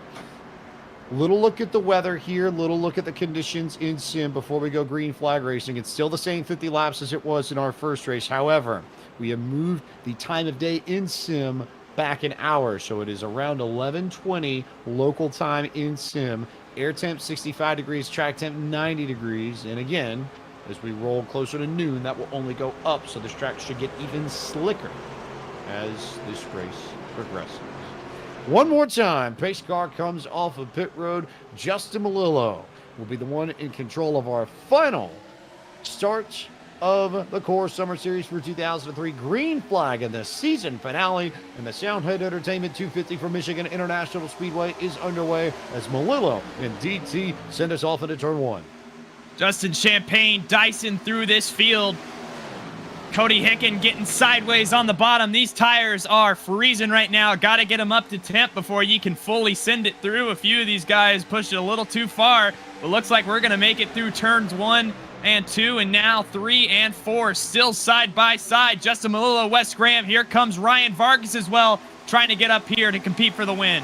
Melillo, everybody all up in that front group, just trying to find that nice balance on cold tires. And what's the threshold where you can hold the throttle on corner exit to rotate the rear end of the car to get optimal speed down these long straightaways? Melillo is going to slide up towards the fence and back out of it. He'll get out of the way. Leaders then become Vargas, Champagne, and Wes Graham. Vargas can control this field down the back. And Melillo trying to make that top lane work, even if unintentionally for the time being. Track temp a whole 10 degrees hotter than it was in race number 1. You see slideways there from Ryan Vargas. He gets the field bunched up, and they are 3 wide once again already. Vargas blocking Wes Graham. And now this entire pack all together once again. Kind of looks like our 6 wide pace lap, James. Here goes Michael Cozy Jr. all the way up to second already, making moves happen very quickly. Cozy now down to the bottom, stalking Justin Champagne down the backstretch, 3 wide, a little bit further back, and Blake McCandless is at the tail end of it. Michael P. Frisch is right at the front of it, and Briar LaPrade in the center of that all, trying to figure out where they want to be as this race starts to find its groove. And a little slip up there from Champagne. Here comes Cozy to the inside for the race lead. Cozy is surging to the front. He's able to get around Justin Champagne. Gabe Woods in third. Look who's to the inside of Ryan Vargas. It's about 46 laps too early, but that is that clinch position that Michael P. Frisch needs to be in right past Ryan Vargas. If he can get clear of him off turn number 2, Frisch just needs to sit here or better, and he will be your Core Summer Series champion. Cozy in control. Worth noting, every single driver currently in the top 5 started outside of it. We invert the field between races here at Core, so it's a testament to their ability to charge up to the front that you've got Cozy, you've got Justin Champagne, Gabe Wood, Michael P. Frisch, Ryan Vargas, all started 10th or worse, and they're in the top 5. And then you can extend that now to LaPrade and West. The mess breaking it up finally. He's right back where he started in 7th. Looking at drive through right here. He just had a really close call in turn number 4. Got almost together with Fly Guy. Caught the wall a little bit, but they keep it clean, keep it green. You see Briar LaPrade now in his charge, moving up into the 5th position now past Ryan Vargas. Running single file right now, but can't imagine that'll stay the same much longer. Ryan Vargas now on the decline. Sean Butler down to his inside as well. Vargas has got to get this thing regrouped if he wants to stay up here. Michael P. Frisch in control of the title fight squarely now, even with LaPrade right on his rear bumper. There's got to be some distance between LaPrade and Frisch, or even McCandless and Frisch, and that's even if one of LaPrade or McCandless finds a way to get to victory lane. Long story short, Michael P. Frisch winds up at the top 5 at the end of this. He will be the champion. End of discussion. Absolutely, and I mean, you see Frisch right there with that bright pink car, Briar LaPrade, right on that rear bumper, and a little, you see him in frame, but just barely, as Blake McCandless as well, taking the same strategy here, just laying back early on. Not going to work here in race number 2. Both of these guys, in Blake McCandless and Briar LaPrade, have to get up to the front if they stand a fighting chance. Meanwhile, here comes Justin Champagne back to the inside of Michael Cozy for the race lead as you see Justin Melillo get a little bit loose off of turn 2. To the inside goes Champagne. If anything, that will only draw Frisch and LaPrade up closer to the front. And how about Gabe Wood with a nice run so far, currently sitting in the 3rd spot?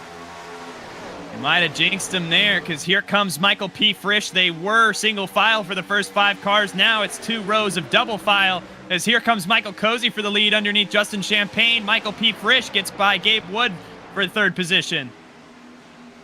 Cozy to the inside, trying to hang on and make sure that he doesn't lose the air off the rear end of his Chevrolet. To the front he goes, and he's dragging Frisch and Briar LaPrade with him. Champagne will have to keep it held wide open up top if he wants to maintain P2. Here comes Frisch to the bottom. He'll slide up the racetrack a little bit, rotate the rear end of the car with the throttle, try and get a good exit out of the corner. He will clear ever so slightly Justin Champagne. He got a good run coming back on the front straightaway, and now Frisch thought about going middle for a moment. Here comes Briar LaPrade, though, to the inside in turn 1. Frisch Frisch gets the fence! Frisch got the fence! Frisch got the fence! How much damage is that going to cause as LaPrade will take over the 2nd spot? Champagne to 3rd. Here comes Sean Butler for 4th. Close call there for Frisch, and he is definitely going to collect some damage from that. We'll have to see how that's going to affect that car's handling, as he has fallen right now to the 5th position, and Vargas is trying to make that 58 machine fall outside of the top 5. Little bit of a wobble out of the number 58. That's going to open the door for Ryan Vargas down to the inside. Move Briar LaPrade up to 2nd. Justin Champagne to 3rd. Sean Butler to 4th. And now Ryan Vargas into that top 5. This is almost the nightmare scenario, I think, for Michael P. Frisch, because there is damage to the right front of his machine, but it's not enough to justify coming down pit road, so you just sort of have to live with it. But that car definitely is going to be hurting until he can come down for a pit stop, which if we go green, I imagine he'll try and split this right down the middle and come in on lap 25 and use his fast repair to get himself back in the mix. The question is going to be just how far back does he fall with the wounded race car? And as they run right now, you see Michael P. Frisch just bleeding spots right now. Got passed by Vargas.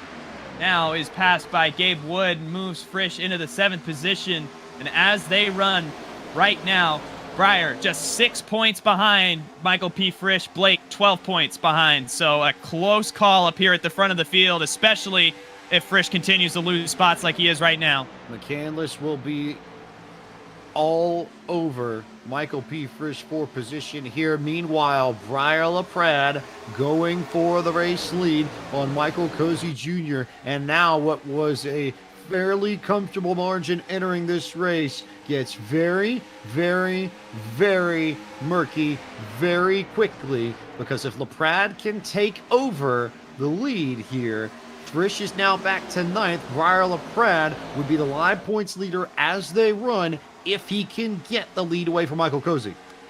Yeah, Frisch definitely needs a caution. Just got passed by Blake McCandless. Wes Graham is down to his inside now. And you see right there, this group, if Breyer can get this lead away from Michael Cozy Jr., that's going to be huge, because that, coupled with Frisch losing positions right now, would move Breyer LaPrade into the points lead for the first time tonight. LaPrade there to the inside, Cozy to the outside. The last thing you need if you're LaPrade, and it's something you need to be mindful of as he makes contact with Cozy entering turn 1, you don't want to wreck Cozy, because if you give any sort of opportunity for Frisch to come in and use that fast repair, he's got the ability to drive back up to the front. So if you're LaPrade or you're McCandless, you really want this to go green, even if you don't necessarily have the race lead. If you're LaPrade's case, you want this to go green, because the longer this goes green, the more Frisch ends up paying for hitting the wall and taking the damage. Absolutely, and you see side by side between Champagne and Sean Butler. Got to be so cognizant if you're in the midst of this championship fight. You can't give Frisch any doorway to get back what he has just lost with his track position. And again, Frisch definitely going to be in need of a caution right here, because I think that damage, while slight, is going to be just enough to keep him out of it if it stays green. 11 laps. So Cozy got the fence big time in turn 2. Cozy smacked it hard on corner exit. And now here's the opportunity for Breyer LaPrade to take the lead on the outside of the racetrack going into turn 3.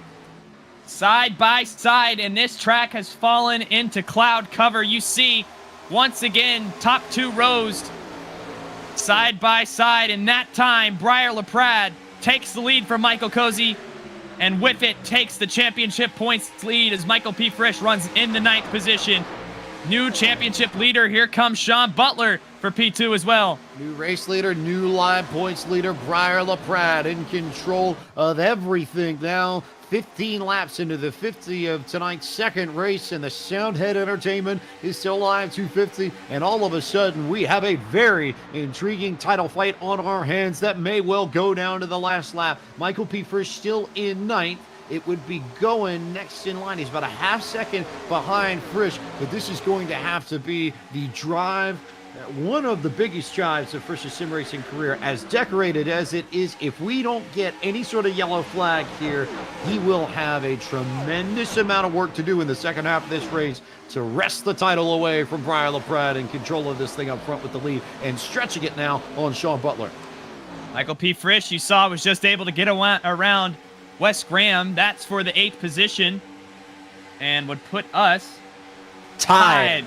Virtually. LaPrade, though, with the tiebreaker if he wins this race. 5 wins to 4, so keep that in mind. We talked about it before we took the green flag in this second race. LaPrade has the wins tiebreaker if he goes to victory lane in this second race. And if you're Michael P. Frisch, your main goal right now is to track down Ryan Vargas. That gap is just about a second. Another thing to keep in mind, if we do go green, which, I mean, right now, as spread out as we are, is a real possibility. How much time does Frisch lose on pit road trying to fix that damage? It just depends on how many seconds of optionals he has. Now, here's the wild scenario that Jacob Hitz points out to us in our notes.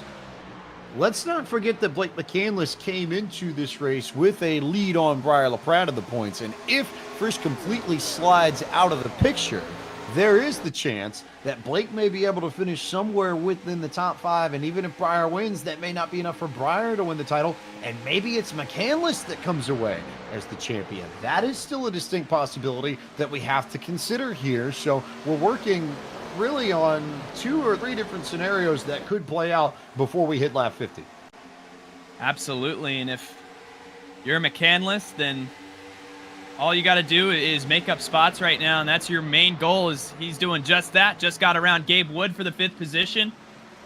Blake right now, I believe, would have to finish in that top 3 to really have a real chance here, and he is on his way to doing that. As now he's hunting down Justin Champagne and work his way into 4th. Now, as it stands, we talked about the tiebreaker between Frisch and LaPrade in terms of wins. LaPrade would also have the tiebreaker on McCandless in terms of wins as well. So McCandless will have to go get, as it stands, I believe, 3 more positions. So he would have to finish, I think, runner-up if LaPrade wins this race in order to be champion. Absolutely, and now McCandless is past Justin Champagne, put him in the 4th position. Now he'll try to chase down Cozy, and for somebody who was a self-proclaimed not very good at Michigan guy, he is doing pretty well right now as they cross the stripe for lap 20. Doesn't matter whether or not you're good at Michigan. The fact of the matter is you need 2 spots to go win the Core Summer Series presented by SimWrap Market. And we know that Michael Cozy Jr. and Sean Butler are not just going to roll over and give them to McCandless. That is going to be a fight, and he is going to have to go out and take it away from those 2 if he wants a shot at the championship. Meanwhile, Michael P. Frisch now back down to 10th.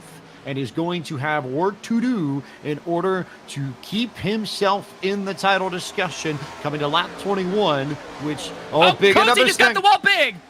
Cozy got it big again. Does that open up an opportunity for McCandless to take a position? He'll go to the inside, and now McCandless is there. So if he can get this spot, McCandless and LaPrade tied on points, but LaPrade has the tiebreaker, which leaves McCandless 1 spot shy of the virtual points lead. The top 3 right now separated by just 4 points. And Blake McCandless right now has a bit of a gap to Sean Butler, and he will do anything he can to keep this lead over Cozy and co right now with Champagne, Vargas, Gabe Wood all back in this group. And again, it was a long shot for Brian LaPrade and Blake McCandless coming into tonight, but it has played out perfectly thus far, just about halfway. Here comes Frisch onto the pit road, and got to wonder how much time he'll take fixing this damage. 3 laps before the halfway point, so Frisch decides that it's worth it to just go out there on old tires if push comes to shove, that the damage is too much, and that he's not going to have an opportunity to race for the title if he doesn't get the car fixed up. Fast repair used there for Michael P. Frisch, 4 tires and fuel. He will be good to go to the end of this race, and now it becomes a matter of how many positions can he gain by short pitting, and or can anyone running around 8th, 9th, or 10th gain spots back on him late in the going of this race, because Frisch will be on older tires than everybody else. Absolutely, and it's a sacrifice he's got to make if he wants to keep his hopes alive. As you said, uses that fast repair, and now the hunt is on. Frisch 16th goes 1 lap down, and he has some work to do to get back up in this thing. There are 2 scenarios here also in play for Blake McCandless, because he can go past Sean Butler, or if Sean Butler is able to win this race and or take away the lead from LaPrade and prevent LaPrade from winning, that too would also put McCandless in the live points lead. So let's also keep that in mind. That's also in play here as we look at the many permutations and combinations that are currently in play as we approach the halfway point of the second race of our doubleheader for the Soundhead Entertainment is Still Alive 250 season finale for the Core Summer Series presented by SimWrapMarket.com. Just about halfway, and around this time is when we really saw the pit cycle kick into action in race number 1. Do we see it do the same here? All eyes going to be on our top 3 here in Brian LaPrade, Sean Butler, and Blake McCandless. For this next cycle, you see big wiggles out of Cody Hicken. Hasn't had the best go of it here tonight. Right in front of these leaders. You see Frisch on your screen. He will most likely pass Butler and LaPrade, but he is on fresh tires, and he would be unlapping himself. There is still time to be gained. You can see the difference between old tires and new here, as Frisch is going to rip right around these two with ease. But again, this is just to put Frisch on the tail end of the lead lap, and LaPrad's going to block him. He's going to make it difficult there going into the corner and just make it that little bit harder. Don't tell me these drivers don't know exactly what's going on here. That was definitely a little bit more difficult than LaPrade could have made that. I think he knows exactly what is at stake. Absolutely, he does. And Frisch now on the lead lap. Again, still all eyes on this top three. And I think you bring up a good point, James. If Sean Butler is able to get around Breyer, and he does have the speed here, especially if we see some pit stops. You see Cozy down on the pit lane now. Sean Butler could complicate this championship if he's able to get around Breyer, and that is well within the realm of possibility right now. Now, I would say conventional wisdom, if you are running behind the two leads, would suggest that McCandless might be better suited to come in just a hair before LaPrade and Butler do. We are on lap 27 now, so pit window is definitely open. But try and short pit by a lap or two just to gain that little extra bit of time on the racetrack and maybe, just maybe, pull yourself into the title fight. That certainly is an option for Blake. However, I think you know Caleb as well as most of our audience knows that McCandless is the king of alternate pit strategies, and I'm not necessarily certain he'll stick to conventional wisdom even in a situation like this. Absolutely, and if anybody can do it, it's going to be Blake McCandless. And I mean, it's an uphill battle for sure, but the cards have fallen just right. With Frisch kind of in trouble right now without a caution so far. Use that faster pair and have some ground to make up. Breyer LaPrade, I mean, you know he wants a core championship as bad as about anybody. He's been the points leader the past 2 times. Big wiggle out of Blake McCandless there and might exacerbate his call here. May have some action on pit road this time by. Here comes Breyer LaPrade. Butler will stay out. McCandless will come in. Both of their championship leaders. So the two championship contenders going to match each other on pace. Hopefully no speeding penalties for either of them. But LaPrade and McCandless right there together. Butler's going to be the one that stays out. I almost wonder if that may end up hurting McCandless, because you figure Butler will give up time when he comes out of pit road. He'll have the fresher tires, so he'll have the opportunity to run down LaPrade and McCandless if he wants. But I wouldn't totally be surprised if we're in a situation where the championship may come down to when Sean Butler comes down to pit, of all things. It's crazy. Every time we're in this finale race that it all comes down to one pit cycle. Every time. Sean Butler's down this time by your leader. Should cycle Garrett Smithley out unless he comes down to the pit road. Looking at him now. He does. He opts to, which will cycle Michael P. Frisch for the time being up into the lead once he gets back around. He's currently going into turn number 3. And this time by will cycle him out to the lead. But do those tires come into play? He's at about a 7-lap disadvantage. So not only can Breyer and Blake catch up with him, but what about Champagne, Vargas, Goen, Wes Graham, Gabe Wood, all in this group and have been giving him trouble all day. Frisch won't be down on pace with that damage, but going to be difficult with that disadvantage on tires. How much can you give up if you are Michael P. Frisch? That's the question. You figure his peak is right about now. He can finish in theory first, but it won't be any higher than second. And as he continues to lose spots to the drivers with fresher tires, you wouldn't expect him to be able to finish any higher. You know, if he falls back to second, you wouldn't expect him to finish any better than second. And then it's third, and fourth, and fifth, and it just depends on how the second half of this race plays out. The one thing working in Frisch's advantage, however, is that when he came down pit road, he was able to get some clean racetracks. So no doubt that he was able to maximize the most of the fresh tires and put down some really fast laps. But again, older tires than everybody else in this fight. Here comes Cozy to the inside for the race lead. And worth noting that Cozy's tires are 3 laps older than LaPrade, McCandless, and Butler and company.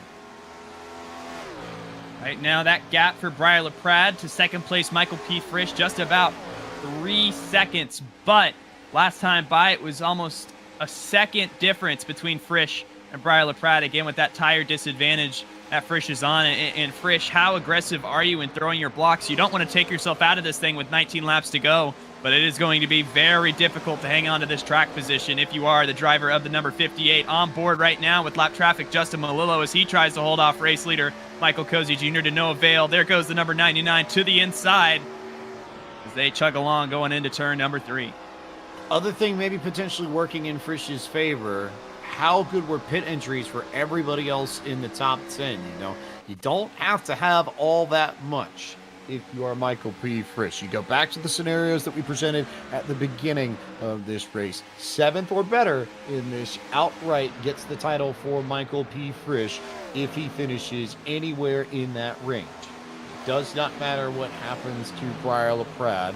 And for Blake McCandless, if he ends up being the highest finishing challenger, then P5 would be good enough for Michael P. Frisch. You only have to stay within that 5th to 7th range. You don't necessarily have to really drive everything crazy here.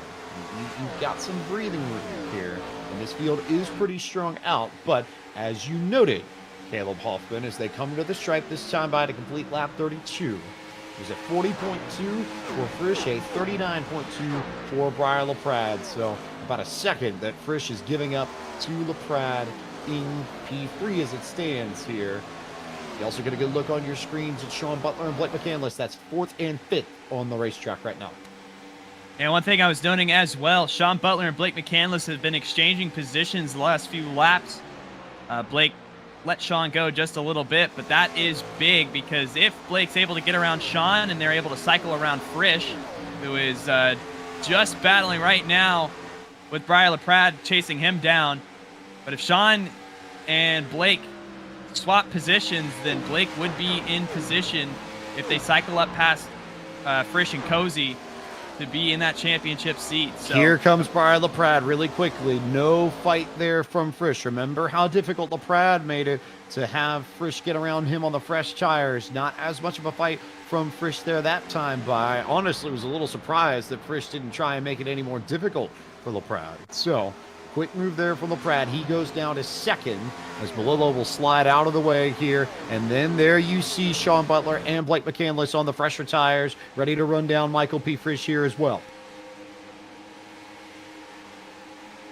So difficult because in the next 15 laps, this will all cycle out. And we'll figure it out. But right now, Briar LaPrade tasked with chasing down Michael Cozy Jr., which is almost a 2-second gap. And he's got clean racetrack right now, but that is going to be a very tall task. And if Michael Cozy Jr. wins this race, then again, that can throw some wrenches into our championship standings. So first now racing Butler a little bit harder, just a bit further back on the screen there. That surprised me. I figured that LaPrade was going to get more of the fight, but it's Butler that gets held up by Frisch more. And now we'll see what happens with McCandless as Frisch continues to fall through the field. And you see right there, Sean Butler able to get past Frisch for that 3rd position. Here comes Blake McCandless. Going to get to the outside. Side by side as they go down the backstretch. A little bit of contact between the two. McCandless has the advantage on tires, and now he's able to get clear, and Frisch will be at the mercy of the traffic behind him. If they're able to catch him, that will put his championship hopes in jeopardy. And now, if you're Blake McCandless, you got one car you got to worry about in front of you, and that is Briar LaPrade. Can LaPrade run down Michael Cozy Jr.? As it stands, this would be enough. If Frisch falls out of that window, he's already in 5th now, so it's not looking great for him. But if Cozy can hold on over LaPrade, then McCandless would be your live points leader by 2. So that also worth noting here. But biggest thing, I think, looking at LaPrade just on that pit stop, he opened up the gap on Sean Butler. That was about maybe 6 or 7 tenths before they came down pit road. After pit road exit, it's now up to just about a full second. So LaPrade's in pretty good shape. Butler's got the slightly fresher tires, but This is going to be all about Cozy Jr. LaPrade here in a moment, because the Pink Panther is on his way to the front to take away the race lead from Cozy, who's got those 3-lap older tires. What can Cozy do to try and hold off the Manchester, Tennessee native? And right now, about a 4/10 discrepancy between these two, and you see just how much speed Briar LaPrade is able to carry through this corner compared to the number 99. Here comes Briar LaPrade going after the sweep tonight to the inside of the number 99. New leader going into turn number 1, Briar LaPrade. Cozy trying to hang on and just stay right there on the quarter panel, but he can't do it. Briar LaPrade back to the front, back in control of the title fight once again. He is your race leader, and now would have the tiebreaker over Blake McCandless if need be, but Frisch is still technically your live points leader for the moment. And again, because he is inside that top 5 right now, but maybe that doesn't stay that way for long, because here comes Justin Champagne, and is this where Frisch starts to get aggressive? Again, he has nothing to worry about right now, but these next 2 cars in Justin Champagne and Ryan Vargas could pose a threat to his championship hopes here in the last 10 laps of the Course Summer Series presented by Simrap Market. Bit of a wiggle out of the 58 there. The car to watch here is Gary Owen, who is currently 3.7 seconds back of Michael P. Frisch. He has 7-lap fresher tires. He has to run down Michael P. Frisch and take away his position. If Goen can get around Frisch, as can Champagne and Ryan Vargas, then LaPrade outright has control of this. Here they go, Vargas and Champagne. 3 wide past Michael P. Frisch. He falls to 7th. But Vargas actually misses the middle of that corner. That's going to put Frisch right back in it. Frisch trying to hold on. Vargas sliding up just a little bit.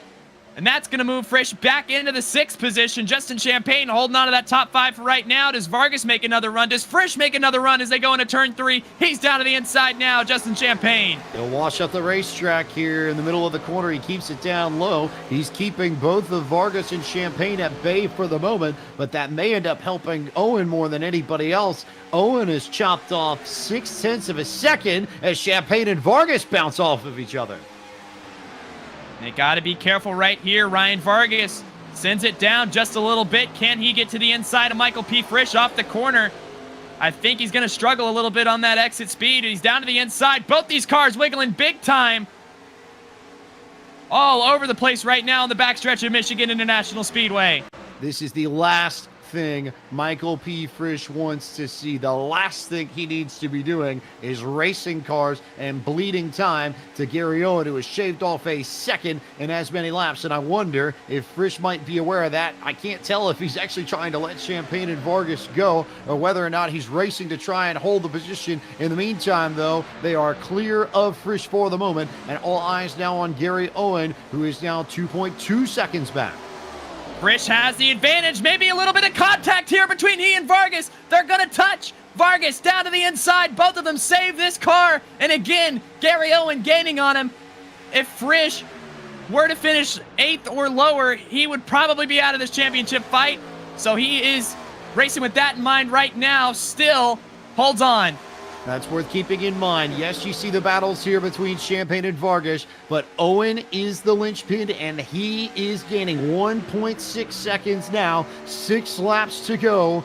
If Owen can chop off just over 0.3 a second per lap, he will be there to fight Michael P. Frisch coming to lap 50. The drive of his life right now. Michael P. Frisch on these old tires, still holding on. Side by side in the back, a little bit of contact. Almost sends Vargas around. They're still side by side, gives Frisch just a little bit of breathing room. 26 and the 38 have to be so frustrated with each other right now. It may be the best thing for Michael P. Frisch on earth right now to see those two just going hammer and tong at each other, because it gives him the opportunity to drive away and they burn off their tires. And remember that both of these two need to clear Frisch in order for LaPrade to have a shot at the title. Get all past Case Kallenbach right now off of turn number 2. And again, I don't know if they were swiping at each other or what. Whatever they're doing, it's losing time to Frisch. They were all side by side, and you see now Frisch was able to, again, get a little bit of breathing room here. Champagne going to send it down on entry, and again, going to sacrifice a little bit of his exit here. Big wiggle out of the 58 up front. They're still going to hold position, coming to 3 laps to go. Owen has it down to 0.7 of a second. It's settled a little bit more. Those tires have worn off on his car, so he continuing to reel this battle in, now down to 0.4 of a second. Here comes Vargas to the inside of Frisch for position. This is the battle for the championship in Frisch's mind, basically, and it's not who he's battling, but these points that are oh so important up inside this top 10. Vargas going to try around the outside, maybe. No. In the midst of all this, look who has caught up in Gary Owen. All 4 of these cars are going to decide Michael P. Frisch's fate as they cross the stripe here in Michigan. Frisch has to keep all 3 of them behind him as best he can. If he loses all 3 of these spots, he loses the title. That is the simple math. 3 laps to go. Owen is pretty much there. It is now, call it maybe 0.4. Oh, and then Owen got the fence, and that could change the championship picture significantly. He did not get a good exit off of turn 2 that last time by. And as they're still locked in battle right now, you see, I don't know if Champagne and Vargas are going to be too busy battling amongst themselves to get past Frisch. Briar LaPrade just crossed the stripe to make it 2 laps to go. Here comes Frisch across the line now. And I think they're subsiding a little bit. I don't know. Is Frisch going to be able to hold on to this thing?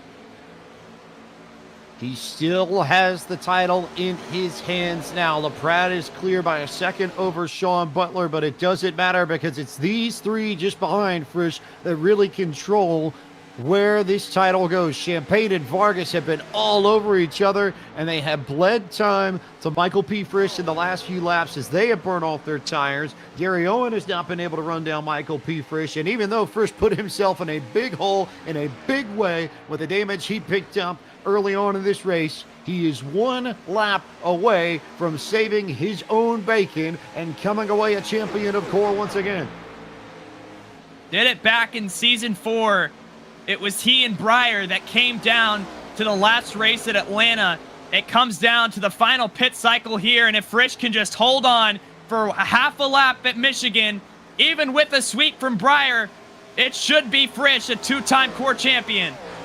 LaPrade off of turn 4, down through the grass to celebrate victory. He wins the race, but off of turn 4, here comes Michael P. Frisch, who will hang on and save himself and come across the line to finish 5th and become the champion of the 2023 Core Summer Series presented by SimWrapMarket.com. He made it as difficult on himself as he could, and he still found a way to make it happen in the end. Michael P. Frisch has the championship in Core from earlier in its history. Remember that back in the day, he was once upon a time a champion of Season 4. He now is a champion of Core in its first series run over the summertime and becomes the first person to win 2 Core titles of any kind. The drive of his life for Michael P. Frisch. I don't know how he hung on. We thought he was dead in the water, and it was going to be Briar, but no. He's able to hold off those 3. Michael P. Frisch burns it down after he holds on to become a 2-time Core champion. And like you said, James, the drive of his life is right. This one was undoubtedly tougher than most, I think. I will be very curious to see what he has to say when we talk to him in just a few moments. Celebrating down the front straightaway here, Michael P. Frisch is your Core Summer Series presented by SimWrapMarket.com champion. off the back of a 5th place finish in the second race of the doubleheader after he hit the wall under green flag racing and dropped to as low as 10th in this field. He came down early, he pit early, he got his fast repair early, and let's be honest about it here. I have a feeling that coming down and getting that damage fixed as early as he did, it was a bold call from Frisch, but Caleb, that probably ended up saving his title run in the end. Yeah, could have saved himself a lot if he just didn't tag the wall there, but gave us a good show at least, James.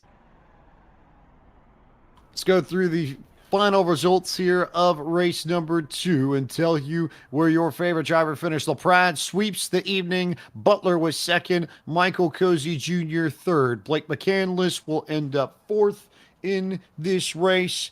And Blake McCandless, who was in the mix for so long, is going to end up third unofficially in the title standings behind LaPrade and your champion, Michael P. Frisch, who claims it with a 5th place run tonight in race number 2. Justin Champagne and Ryan Vargas, I have no doubt, are not happy with each other. They raced each other incredibly hard in the last 10 laps of this race. They come home 6th and 7th, respectively. Gary Owen was 8th, Wes Graham 9th, and Gabe Wood in 10th. Yeah, looking back, Garrett Smithley comes home in the 11th position tonight. Fly Guy, 12th. Looking back to the 13th, rounding out the field here. Case Kallenbach, we saw tag the wall a little bit. Justin Malillo, after starting on the pole, comes home 14th. Rusty Walrus, 15th. Cody Hicken, 16th. And Drive Through with a rough night comes home the 17th position. Before we go to post-race interviews, let's bring in Jacob Hitz again.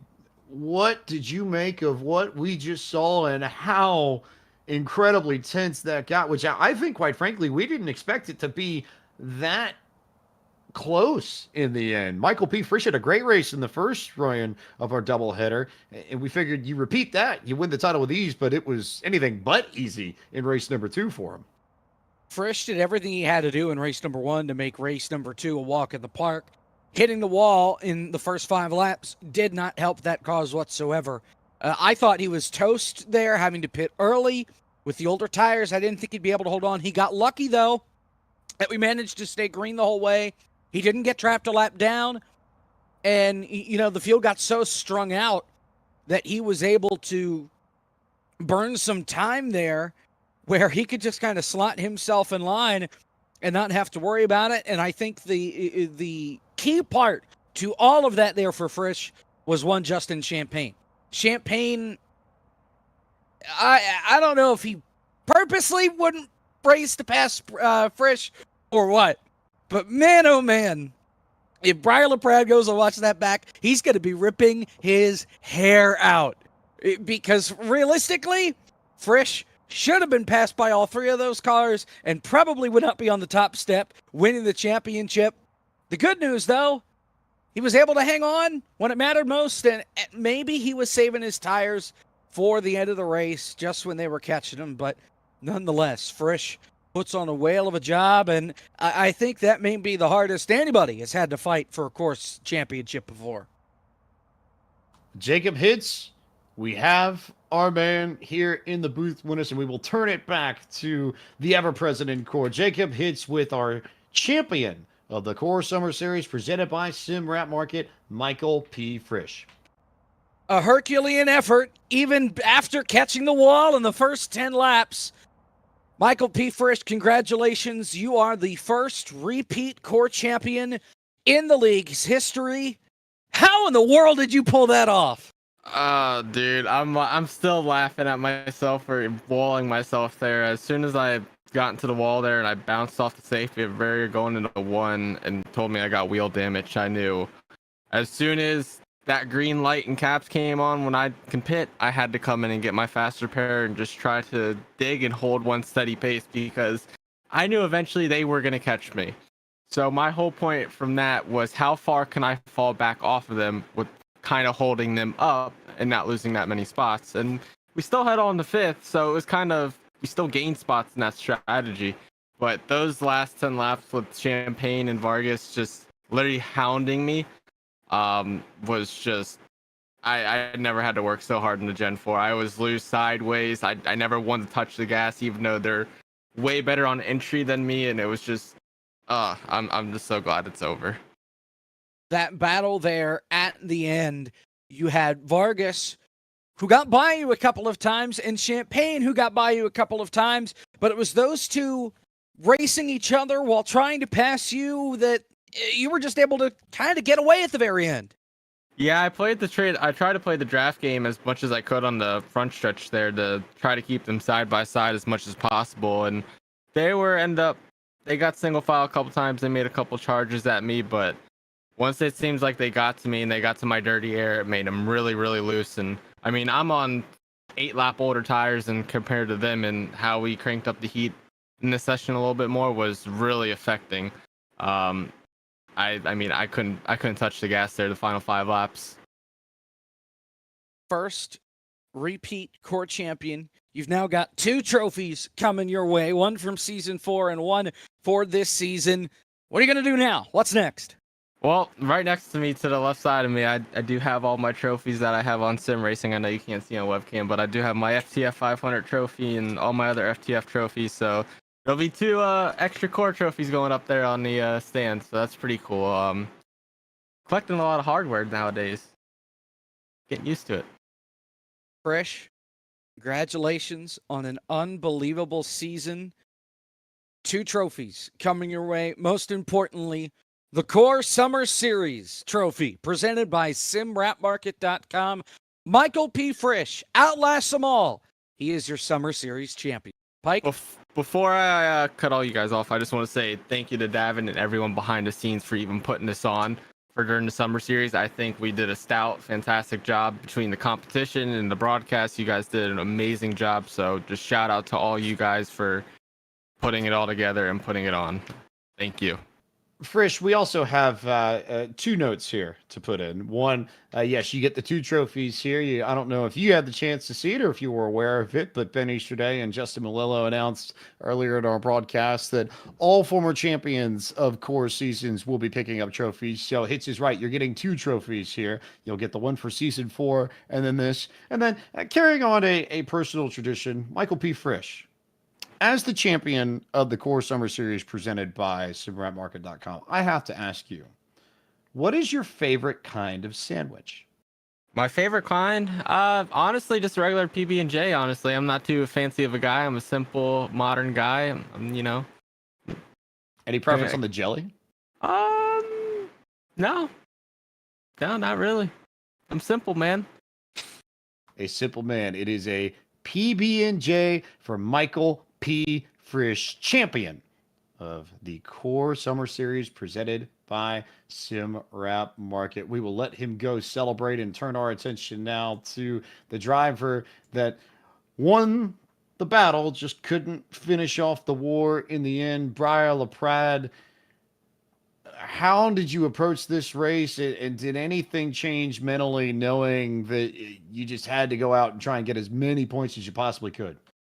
No. I mean, I did what I had to do. I did everything perfect on my end. It was up to everyone else. And like Jacob Hitz said, rewatching I don't even know what was going on between Frisch, Champagne, and Vargas. But yeah, we're ripping our hair out a little bit. Sucks because I kept watching the standings and I had seen Frisch drop, and I knew he was right there to losing a couple more spots. And yeah, I mean, it was literally up to everybody else if they felt like giving me a championship. So who knows if we were laying off for Frisch or not? It doesn't matter. It's fine. We had fun. I knew what I had to do, and I went and won both races. And yeah, I did what I could. Is that a discussion that you end up having with a Champagne or a Vargas later at all, or anything that you think it's brought up in discussions looking at future court seasons? Oh, no, I'm not worried about it. This league's made to have fun with all the other guys, and that's what I came here and did. I had fun, and yeah, it sucks not getting a trophy, honestly. I don't have a trophy, and I heard Frisch listing off trophies left and right, and I think a trophy would be nice to add to my decorations over here. So yeah, I think when the wintertime rolls around, I think we're gonna really go try hard mode and try and get us a trophy, because I would really like one. Well, fair points there. But as it stands, Briar, Gen 4 car comes into this series the first time this year after its introduction in March off that build. Your thoughts on the kind of racing that the Gen 4 car has created, especially compared to its normal ARCA variant, and what kind of impact that's had, not only on the Summer Series, but what sort of impact you think it may have on the future of Core? Yeah, honestly, I really hope we keep going with the Gen 4 car. I wouldn't mind a swap either. I think either which way, this league has been pretty fun to race in, no matter what the car combo is.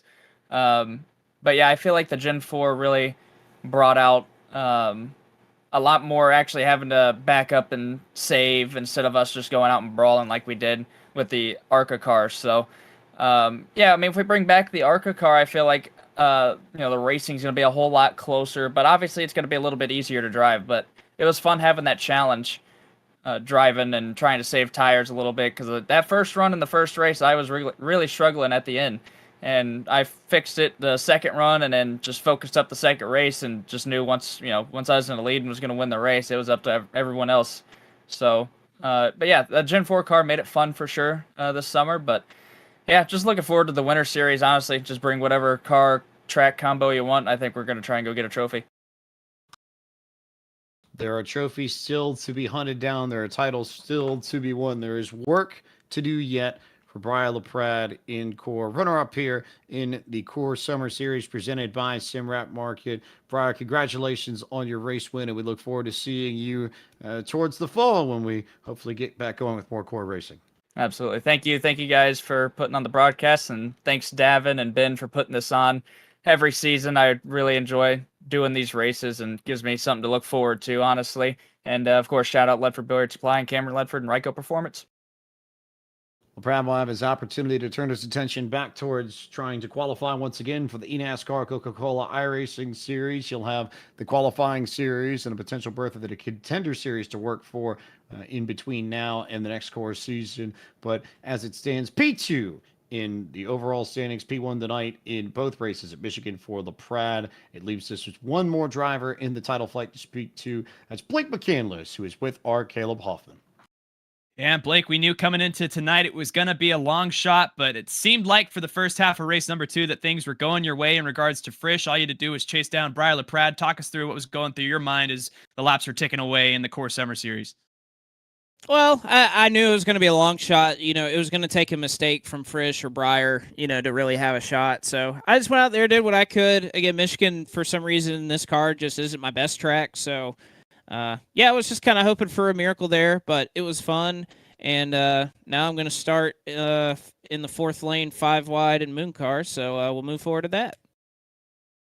Yeah, and again, we talked to you pre-race, and you said your main goal was just coming in here having fun. Did you at least have fun? Oh yeah, I had a blast this course season. Really appreciate Ben, DT, everybody that put this on. It was a really good time. A lot of really fun combos, and a lot of great people made the racing this season really, really good. So, glad to be a part of it. Wish we would have come out the champion, but at the end of the day, that's what it's all about, was just having a good time and having fun, and we were able to do that. So, again, appreciate you guys for putting on the broadcast. Y'all do a good job, and somehow we're still in the middle of turn 1 5 wide, and we have not crashed yet. So, congratulations to these guys, too. Yeah, and don't want to take you off of Moon Car too much. Thanks for joining us this season, Blake, and had such a great time with you. Congratulations on a third place here in the Core Summer Series standings. Oh, third? Well, damn, I suck. But all right, thank you guys. That is one Blake McCandless. And wow, what a season, boys. Heart rate went up at the end of that, no question, Caleb Hoffman. A big season of Core. A lot of new that was introduced to this league here that has already built up a pretty strong reputation in this summer series. The introduction of the Gen 4 car, the introduction of summer competition for the first time in Core's history, and just some really good racing and some really good racetracks within the sim. I think this series has prided itself for a long while now on finding ways to get the absolute most out of the racing side of the sim, so that each and every week, if you tune into Core Racing, you can tune into some of the best action you're going to find on iRacing and some of the best racing that you're going to see, not just in officials, but in any league, in any series, any competition whatsoever. Because we've got some wizards here in Davin Cornelius and Ben Easterday that really have a deep understanding of how the sim works, both in relation to all the little bits and pieces that exist within it, and in relation to real life and what changes you need to make to really get the most out of it. And it created some fabulous, fabulous racing to talk about. And I certainly had a lot of fun with it, Caleb Hoffman. What about you?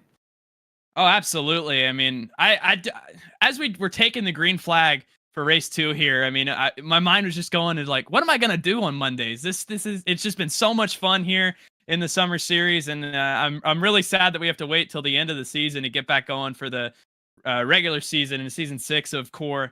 But I know it's going to be great. And again, I know all of our drivers touched on it, but a huge thanks to DT and Ben for, again, the wizardry, as you put it, to give us just bangers week in and week out, just fantastic racing and all the work behind the scenes. It's certainly paid off because this has been just the absolute perfect way to spend Mondays these last few weeks.